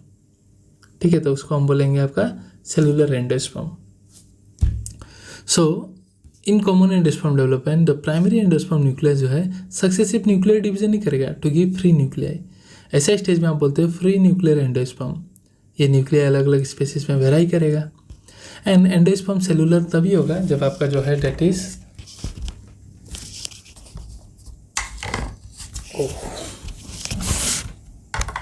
ठीक है, लाइट एडजस्ट कर रहा हूँ ताकि क्लियर दिखे। एंडोस्पर्म सेलुलर तभी होगा जब उसमें सेल वॉल फॉर्मेशन स्टार्ट हो जाएगा। तो इसका एग्जांपल याद रखना है कि जो आप नारियल का जो पानी पीते हो ना, टेंडर कोकोनट वाटर, वो पानी कुछ नहीं है, वो फ्री न्यूक्लियर एंडोस्पर्म है। ठीक है, और जो ये वाइट पार्ट है this is your cellular endosperm. जब आपका सेल वॉल वहाँ बनने लग गया तो वो हो जाता है वाइट पार्ट, और जो बीच में आपका जो भी बचा था डेट इज फ्री न्यूक्लियर, वो वाटर के फॉर्म में रहेगा। ठीक है, so tender coconut water is free nuclear endosperm made up of 1000 of nuclei, और उसका जो सराउंडिंग वाइट कर्नल है that is your cellular endosperm. Clear? और आपका एम्ब्रायो डेवलप होगा माइक्रोपैलेरिन में। क्यों? क्योंकि एक किधर था? माइक्रोपैलेरिन में था। ठीक है, सो और तो जाइगोट भी वहीं बना था। सो embryo develops at the macropylar end of the embryo sac where zygote is situated. Most zygote divide only after the formation of some endosperm, क्योंकि एंडोस्पर्म न्यूट्रिशन प्रोवाइड करेगा टू द डेवलपिंग एम्ब्रायो। ठीक है, तो जब nutrition बन जाएगा तो ही ना एम्ब्रायो डेवलप होगा, ताकि उसको न्यूट्रिशन मिलते रहे। सो पहले एंडोस्पर्म डेवलपमेंट होगा, बाद में ही एम्ब्रायो डेवलपमेंट स्टार्ट होगा, ताकि एंडोस्पर्म जो है इसको नरिशमेंट प्रोवाइड करते रहे। अब मोनोकोट हो या डाइकोट हो, सीड्स भले ही अलग अलग बहुत डिफरेंट होते हैं, बट एम्ब्रायोजेनी मतलब early embryonic development of both monocot and dicot is very similar, बहुत सिमिलर होता है उनका। ठीक है, सो एम्ब्रायो जो डेवलपमेंट होगा आपका, ये जाइगोट एम्ब्रायो जो आपका फुली डेवलप होगा, जाइगोट से एम्ब्रायो जो डेवलपमेंट होगा, उसके ऊपर एनसीईआरटी में उतना डिटेल्स में ही नहीं, बट मैं एक डिटेल वीडियो बना दूंगा। ठीक है, एक्स्ट्रा से अभी एनसीईआरटी को ही कवर कर रहा हूँ मैं। सो क्या होता है, ये जाइगोट आपका डिवाइड करके 1 से 2 सेल बनेगा, 2 से बहुत सारा सेल बनेगा, और जब ऐसा स्टेज में पहुंच जाएगा तो इसे कहा जाएगा ग्लोबुलर एम्ब्रायो, क्योंकि देखिए गोल ग्लोब की तरह दिख रहा है। बाद में ये फर्दर डिवाइड होके डिफ्रेंशिएट होके ये हार्ट शेप एम्ब्रायो बन जाएगा, एंड फाइनली आपका मैच्योर्ड एम्ब्रायो बनेगा। तो इसे याद रखिएगा ट्रिक के साथ, जो जिद करता है उसे गोली मार देना चाहिए। ठीक है, सो ट्रिक है जिद पे गोली ही मारो, गोली ही मारो, सिंपल सा ट्रिक है। ठीक है, क्या है ट्रिक की, जेड से पहले जाइगोट, पी से ये प्रो एम्ब्रायो बनेगा, बाद में ग्लोबुलर शेप एम्ब्रायो बनेगा, एच से बाद में हार्ट शेप एम्ब्रायो, और एम से मैच्योर्ड एम्ब्रायो। जो इस ट्रिक से आप सीक्वेंस याद रख लीजिएगा, एंट्रेंस में आता है मिलाने के लिए। कैसे ये बना उसके ऊपर मैं एक सेपरेट एक वीडियो बना दूंगा 5 मिनट का, बोर्ड्स वालों के लिए। ठीक है, हाउस्टेरिया सेल्स होते हैं, बहुत प्रकार का सेल्स होते हैं, वो मैं बता दूंगा। अभी हम चलते हैं स्ट्रक्चर पे, मोनोकोट और डाइकोट एम्ब्रायो का स्ट्रक्चर हम देखते हैं कि होता है क्या है इसमें बेसिकली। तो आपका डाइकोट एम्ब्रायो में क्या बेसिकली क्या होता है, ऐसा है, एक एम्ब्रायोनिकल एक्सिस होता है, ठीक है, और 2 कोटिलेडन्स होते हैं। मैं क्लास 11 का डायग्राम से एक्सप्लेन कर रहा हूँ। ऐसा एक एम्ब्रायोनिकल एक्सिस होता है, 2 कोटिलेडन्स होते हैं। कोटिलेडन्स और रिजर्व फूड रहते हैं, रिजर्व फूड्स। ठीक है, सो क्या होता है, ये एम्ब्रायोनिकल एक्सिस के पोर्शन, जो कोटिलेडन का ऊपर का जो पोर्शन है, एम्ब्रायोनिकल एक्सिस में ये कोटिलेडन का जो ऊपर का पोर्शन है, तो ऊपर वाले को हम हमेशा एपिकल कहते हैं, तो ऐसा याद रखिएगा एपिकल। ठीक है, ए, तो ऊपर वाले पोर्शन को हम कहते हैं एपिकोटाइल। क्या, एपिकोटाइल, जो कि आपका अल्टीमेटली टर्मिनेट बन जाएगा, अल्टीमेटली जाके बन जाएगा ऊपर वाले में प्लूमुल के साथ टर्मिनेट हो जाएगा।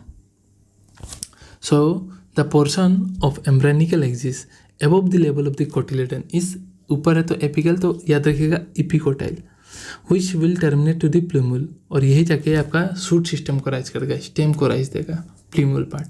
ठीक है, एम्ब्रायो का ये एम्ब्रायो शीट के अंदर में होगा। ठीक है, ऑब्वियसली, क्योंकि एम्ब्रायो का ओव्यूल का अंदर में, ओव्यूल क्या बनेगा आपका, शीट बनेगा। And the portion of the embryonical axis below the cotyledon, तो नीचे को हम क्या कहते हैं, नीचे मतलब कम, नीचे मतलब कम हो रहा है, तो हाइपो मतलब क्या होता है, कम। तो याद रखिएगा the cylindrical portion below the level of the cotyledon, cotyledon का जो नीचे का लेवल है उसे आप क्या बोलते हो, hypocotyl, which will terminate with the radical. Radical यहाँ नीचे रेडिकल होता है, उसके साथ टर्मिनेट हो जाएगा। ठीक है, और रेडिकल से आपका निकलेगा रूट, और रेडिकल जो होता है वो कवर होता है एक टोपी से, उसे हम कहते हैं root cap.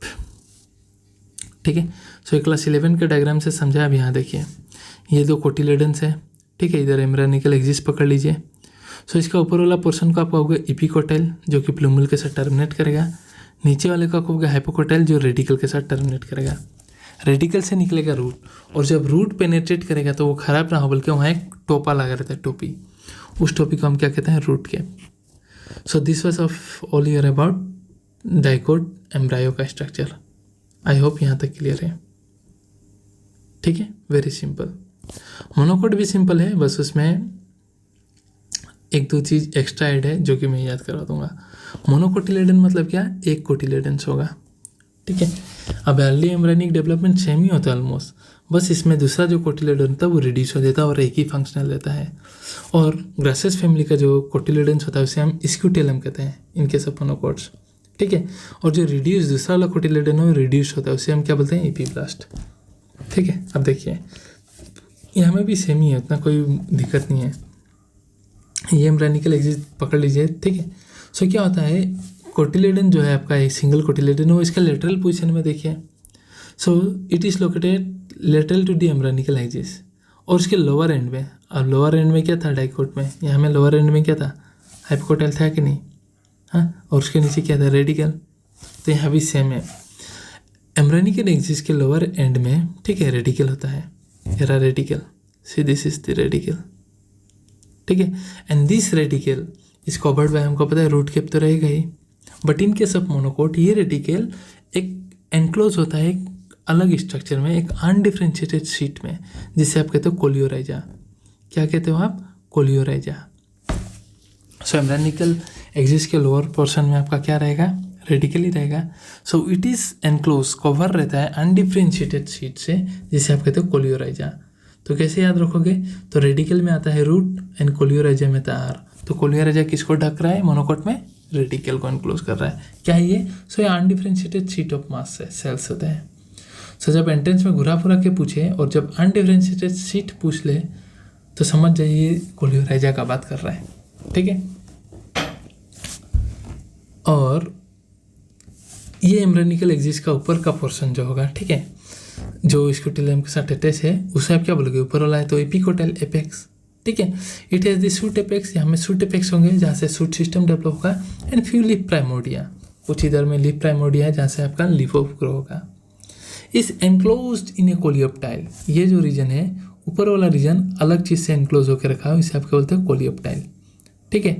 What is this, तो this are nothing but a hollow foliar structure, एक स्ट्रक्चर होता है जिसे आप कोलियोप्टाइल कह रहे हो, जो अल्टीमेटली एपिकोटाइल क्या होता है आपका, प्लूमल के साथ टर्मिनेट करेगा, ठीक है। सो प्लूमल को मोनोकोट में ढक के रखा हुआ है एक फोलियर स्ट्रक्चर, जिसे आप क्या बोल रहे हो, कोलियोप्टाइल। तो कैसे याद रखोगे, तो कोलियोप्टाइल में आपका आ रहा है पी, तो पी से कोलियोप्टाइल आपका मोनोकोट में प्लूमल को ढक के रखेगा। आई होप क्लियर है। एक बार रिकेप करवा देता हूँ। मोनोकोट में जो होता है उसे स्क्यूटेलियम कहते हैं, कोटिलेडन्स को, ये लेटरली लोकेटेड होता है।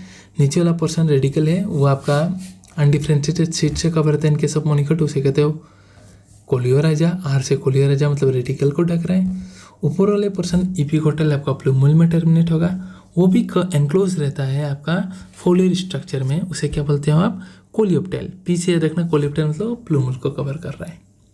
So this was our monocot structure. सो ये सब सिंपल है, लेबलिंग याद रख लीजिएगा, एंट्रेंस में पूछ सकता है। हर डायग्राम इंपॉर्टेंट है, ठीक है। सो हमने देख लिया आपका एंडोस्पर्म एंड एम्ब्रायो डेवलपमेंट देखा।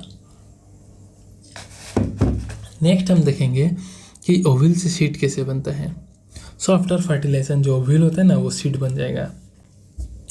तो आप सीड को कहीं ना कहीं फर्टिलाइज ओव्यूल बोल सकते हो, क्योंकि फर्टिलाइज होने के बाद ही ओव्यूल बना सीड, ठीक है। So it is form inside seed, क्यों, क्योंकि ओवरी के अंदर था ओव्यूल, और ओव्यूल सीड बनता है तो ओवरी आपका फ्रूट बनता है, तो इनसाइड डी फ्रूट ही होगा ना, कॉमन सी बात है। और सेक्सुअल रिप्रोडक्शन का यही तो फाइनल प्रोडक्ट है सीड, जो आप नेक्स्ट जनरेशन में बोओगे, रोपोगे मतलब, ठीक है। So it consist of seed coat, cotyledons and embryonical axis. Seed में क्या था, अंदर में आपका एम्ब्रायो होता है, तो एम्ब्रायो में क्या है आपका, एम्ब्रायनिकल एक्सिस एंड कोटिलेडन्स। और सीड क्या बना आपका, ओव्यूल सीड बना। और ओव्यूल में आपको पता है इंटीजिमेंस था, आउटर इंटीजिमेंट एंड इंटर इंटीजिमेंट। वही आउटर और इनर इंटीजिमेंट्स अभी आपका ओव्यूल्स का जो कवरिंग था, अब सीड कोट बन जाएगा। और आउटर वाले को आप बोलोगे, आउटर सीड कोट को आप बोलोगे टेस्टा, और इनर सीड कोट जो आपका इनर इंटीजमेंट बोलेगा उसको आप बोलोगे टेगमेन, ठीक है। टेस्टा आउटर सीड कोट है, टेगमेन इनर सीड कोट है। और ये सब एक कोटिलेडन से ग्रीन ग्रीन होते हैं। So they are simple, generally thick and swollen due to the storage food storage करते हैं, ठीक है। ताकि जब सीड को आप फेंकोगे ना, तो जब तक वो फोटोसिंथेसिस ना कर पाए वो सीड, तब तक नरिशमेंट उसको यही प्रोवाइड करेगा आपका कोटिलेडन, ठीक है। अब सीड आपके दो प्रकार के होते हैं, ठीक है, non albuminous and albuminous seed. So now what are this, hold on. तो दो प्रकार के सीड होते हैं, ठीक है, बेस्ड ऑन दी कि किसमें एंडोस्पर्म बचा है और किसमें नहीं।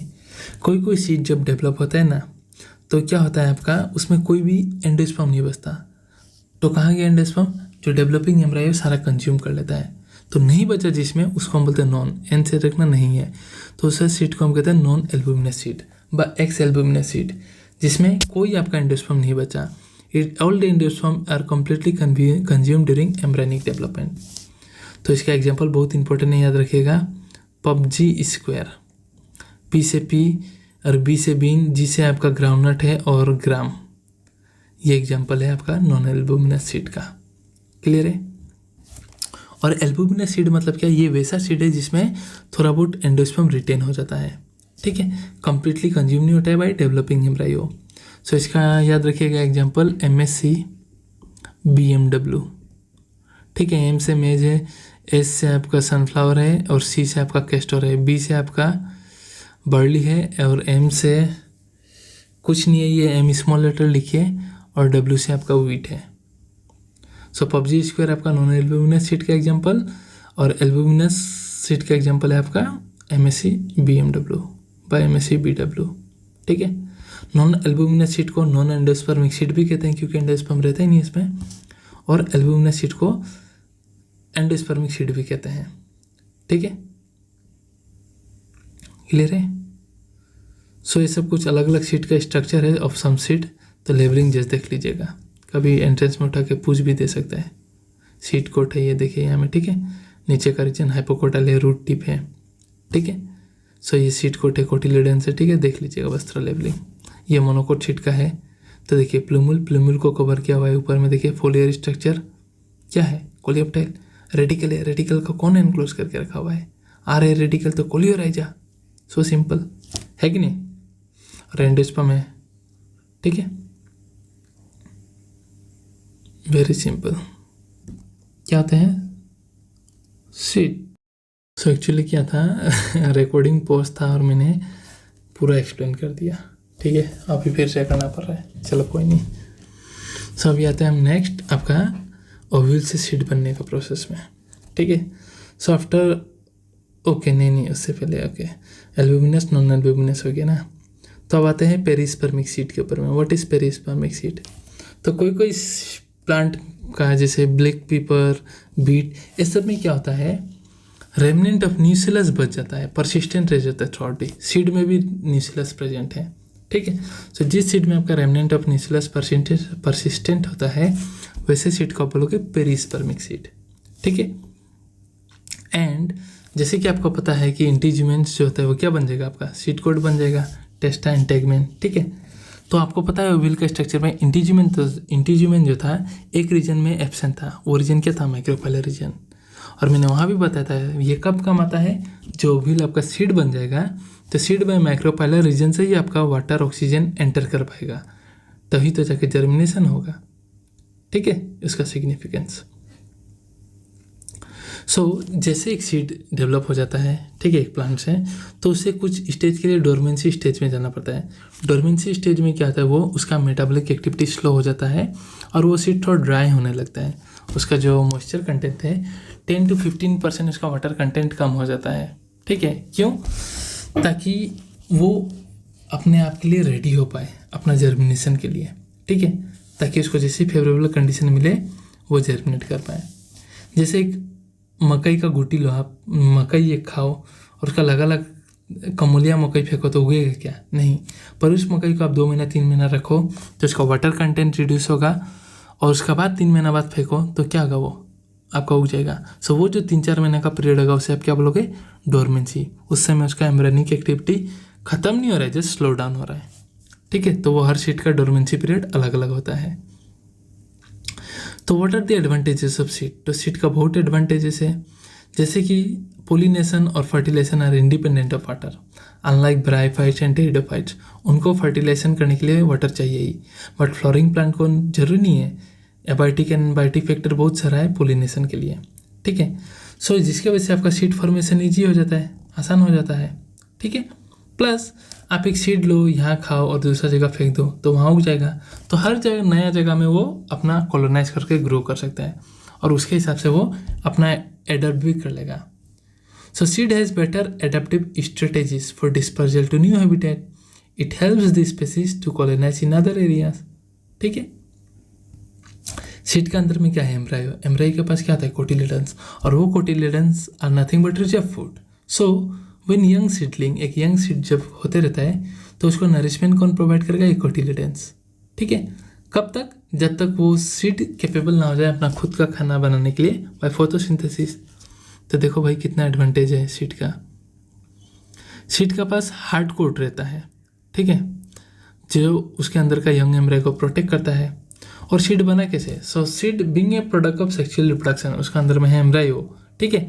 सो सेक्सुअल रिप्रोडक्शन है मतलब मेल और फीमेल का जेनेटिक कॉम्बिनेशन रिकॉम्बिनेशन हो रहा है, और जब जेनेटिक रिकॉम्बिनेशन होने से क्या होता है?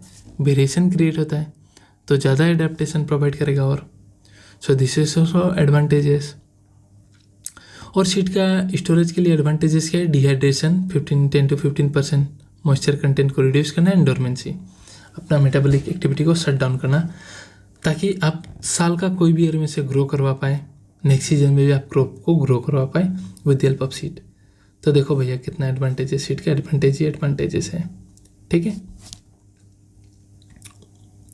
Now coming to viability of seed after dispersal, मतलब वायबिलिटी, कोई सीड आपका कुछ मिनट हो सकता है, कुछ महीना हो सकता है, कोई सीड काफ़ी साल तक मतलब वायबल रह सकते हैं।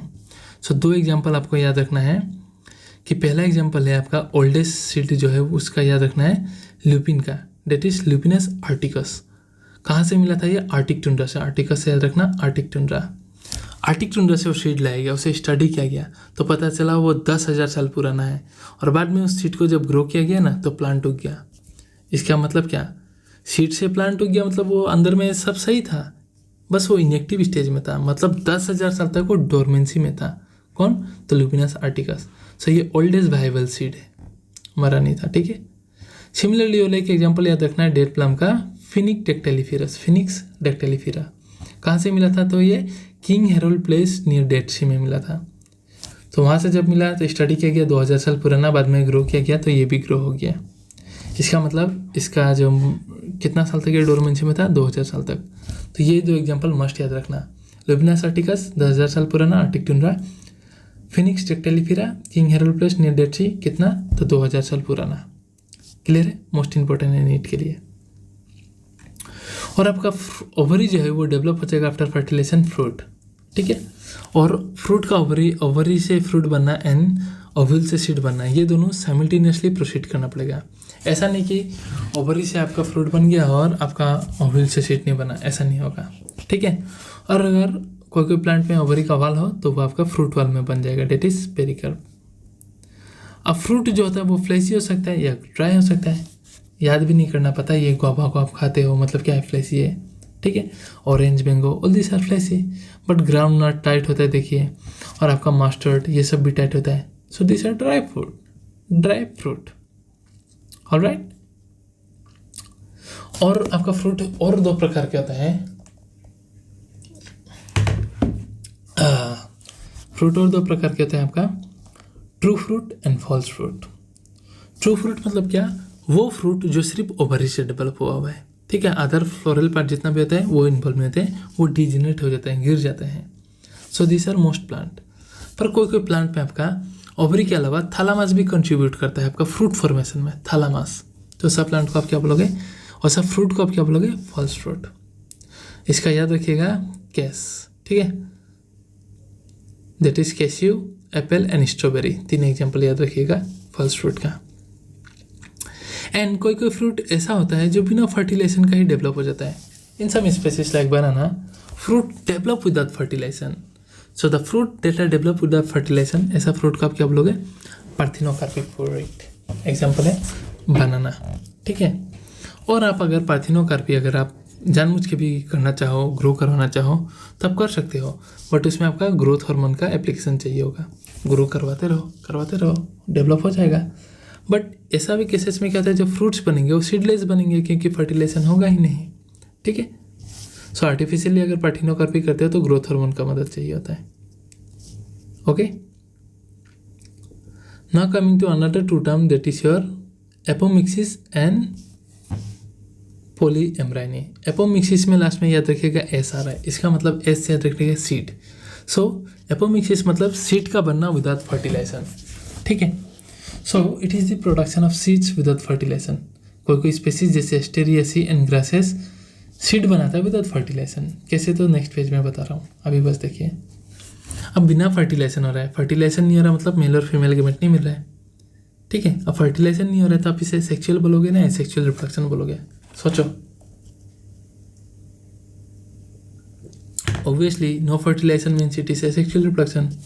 सो apomixis is a form of asexual reproduction but it mimics the sexual reproduction. ये ऐसा दिखाता है कि it has undergo sexual reproduction but actually it is a form of asexual reproduction that produces seed without fertilization, ठीक है ना। How it is develop, so क्या होता है in some species like Asteracean grasses जो मेगास्पोर मदर सेल होता है जो कि डिप्लॉयड है, ठीक है। सो डायरेक्टली आपका एक सेल बना देता है विदाउट मेयोसिस। तो विदाउट मेयोसिस बनाने से इसका प्लॉइडी ट्वाइसन था तो इसका भी ट्वाइसन ही होगा ना, डिप्लॉयड। सो एक जब ये डिप्लॉयड है तो विदाउट फर्टिलाइजेशन ही ये आपका जाइगोट बन जाएगा और जाइगोट बन के ये एम्ब्रायो बन जाएगा। फर्टिलाइजेशन का जरूरत ही नहीं है, ये ऑलरेडी डिप्लॉयड था। क्यों डिप्लॉयड था? बिकॉज ये विदाउट मेयोसिस इसने बना दिया, ठीक है। So in some species like Asteraceae and grasses diploid एक सेल बन जाता है without reduction division and develops into embryo without fertilization, ठीक है। तो ऐसा एपोमेक्टिक सीड बनता है। Now what is polyembryony? Poly मतलब नहीं, एम्ब्रायोनी मतलब एम्ब्रायो। जब एक से ज़्यादा आपका एम्ब्रायो होगा सीड में तो ऐसा कंडीशन को आप क्या बोलोगे? पॉलीएम्ब्रायनी, ठीक है। तो ये किस में होता है? तो ये many citrus plant and mango varieties में होता है। कैसे? सो देखिए, ओविल के अंदर में ये था आपका एम्ब्रायो सेक और बाहर में पकड़िए दुनिया भर का न्यूसेलर सेल है। सराउंडिंग में न्यूसेलर सेल था ना। अब ये न्यूसेलर सेल क्या करेंगे, मतलब एम्ब्रायो सेक को जो सराउंड करके रखे हुए हैं उसके अंदर प्रोट्यूट कर जाएंगे एम्ब्रायो सेक के अंदर में इन साइट्रस एंड मैंगो वेराइटीज, ठीक है। और अंदर में जाके एक्ट करने लगेंगे एम्ब्रायो, क्योंकि न्यूसेलर सेल तो डिप्लॉयड है तो अंदर जाके एम्ब्रायो हिसाब से एक्ट करने लगेंगे। तो इसलिए वैसे सीड के अंदर में एक से ज़्यादा एम्ब्रायो मिलता है। तो ऐसा केसेस को हम कहते हैं पॉलीएम्ब्रायनी। इसका मतलब 10 इस ओविल कंटेन में नहीं एम्ब्रायो, क्योंकि ये सब ओविल के अंदर में ही है। ओविल के अंदर में ही तो आपका एम्ब्रायो सेक है और ये न्यूसेलर सेल एम्ब्रायो सेक के अंदर में जाके एम्ब्रायो की तरह एक्ट कर रहा है। See it's protrude into embryo sac to form embryo, और वहाँ में ऑलरेडी एक था, उसका फर्टिलाइजेशन होकर तो एम्ब्रायो बना ही है। तो मल्टीपल एम्ब्रायो बना कि नहीं आपका, ठीक है। तो ऐसा केसेस को हम कहते हैं पॉलीएम्ब्रायनी। आई होप समझ में आया है, ठीक है। So now last part of your chapter and paragraph जो एनसीईआरटी में है, that is importance of apomixis in hybrid seed industry, ठीक है। क्या है देखिए, बता रहा हूँ मैं, आप देखिए, ठीक। पकड़ना ही पड़ता है वरना आप लोग को डिस्टर्बेंस होगा। देखिए अभी क्या हो रहा है कि अगर सपोज मैंने यहाँ एक्स प्लांट एक बनाया, ठीक है, सेक्सुअल रिप्रोडक्शन से बना दिया मैंने एक प्लांट सेक्सुअल रिप्रोडक्शन से, दो हाइब्रिड कैरेक्टर लिया मैंने, दो हाइब्रिड कैरेक्टर को लिया और सेक्सुअल रिप्रोडक्शन से मैंने एक एक्स प्लांट बना दिया, ठीक है। ये अच्छा से फर्स्ट जनरेशन में ये मज़ा से ग्रो किया, ध्यान दीजिए। पर इसका सीड, ठीक है, फर्स्ट जनरेशन का सीड जब आप सेकेंड जनरेशन में दोगे, ठीक है, तो क्या जो पहला वाला फर्स्ट जनरेशन में आपको जो क्वालिटी मिला था वो सेकेंड जनरेशन में मिलेगा? तो जी नहीं, वो नहीं मिलेगा। क्यों? क्योंकि सेक्सुअल रिप्रोडक्शन से होकर रखा हुआ है, तो प्रोजेनी में जब जाएगा तो वो कुछ कैरेक्टर सेग्रीगेट करेंगे और हाइब्रिड कैरेक्टर को लॉस करेगा। सो कितना नुकसान है, आप इतना खर्च करके मेहनत करके बनाया है सीड और एक ही जनरेशन काम आ रहा है, अगला जनरेशन काम ही नहीं आ रहा है, और थर्ड जनरेशन में तो और भी कैरेक्टर लॉस हो जाएगा, ठीक है। सो अगर यही एक्स वाला सीड जो है ना, इस एक्स सीड को आप अगर एसेक्सुअल मेथड से बनाते हो, दोनों कैरेक्टर आपका हाइब्रिड कैरेक्टर डालो और एसेक्सुअल मेथड से बना दो, मेहनत लगेगा एक बार बनाने में, खर्चा भी लगेगा पर एक बार ही लगेगा। क्यों? क्योंकि एसेक्सुअल रिप्रोडक्शन होने का मतलब क्या? No genetic recombination, no genetic mixture, that means no variation. तो इसका जो प्रोजेनी होगा वो क्या होगा? क्लोन होगा, एग्जैक्ट कॉपी, चाहे एक जनरेशन से लेकर 10 जनरेशन तक लगाओ। तो एपोमिक्सिस का हाइब्रिड सीड इंडस्ट्री में बहुत इंपॉर्टेंट रोल है और इसके ऊपर बहुत सारा रिसर्च चल रहा है कि अलग अलग प्लांट का एपोमिक्सिस तरीके से कैसे सीड बनाया जाए ताकि कोई भी जनरेशन में आपका कोई भी हाइब्रिड कैरेक्टर लॉस ना हो, ठीक है। क्योंकि normally production of hybrid seed बहुत कॉस्टली हो जाता है, ठीक है। सो देखो, so if the seeds from hybrid are sown, ठीक है, तो plant in the progeny will segregate and lose hybrid character अगला जनरेशन में, और प्लस कॉस्टली भी होता है। बट अगर आपका hybrid are made into apomictic asexual method से बनाते हो तो वहाँ कोई सेग्रीगेशन नहीं होगा of the character in the hybrid progeny, तो उसको फार्मर ग्रो करवा सकते हैं to rise new plant from generation to generation. तो कितना फ़ायदा है, बार बार बनाना भी नहीं पड़ेगा, खरीदना भी नहीं पड़ेगा, आप ग्रो करो फिर उसको अगला जनरेशन दो।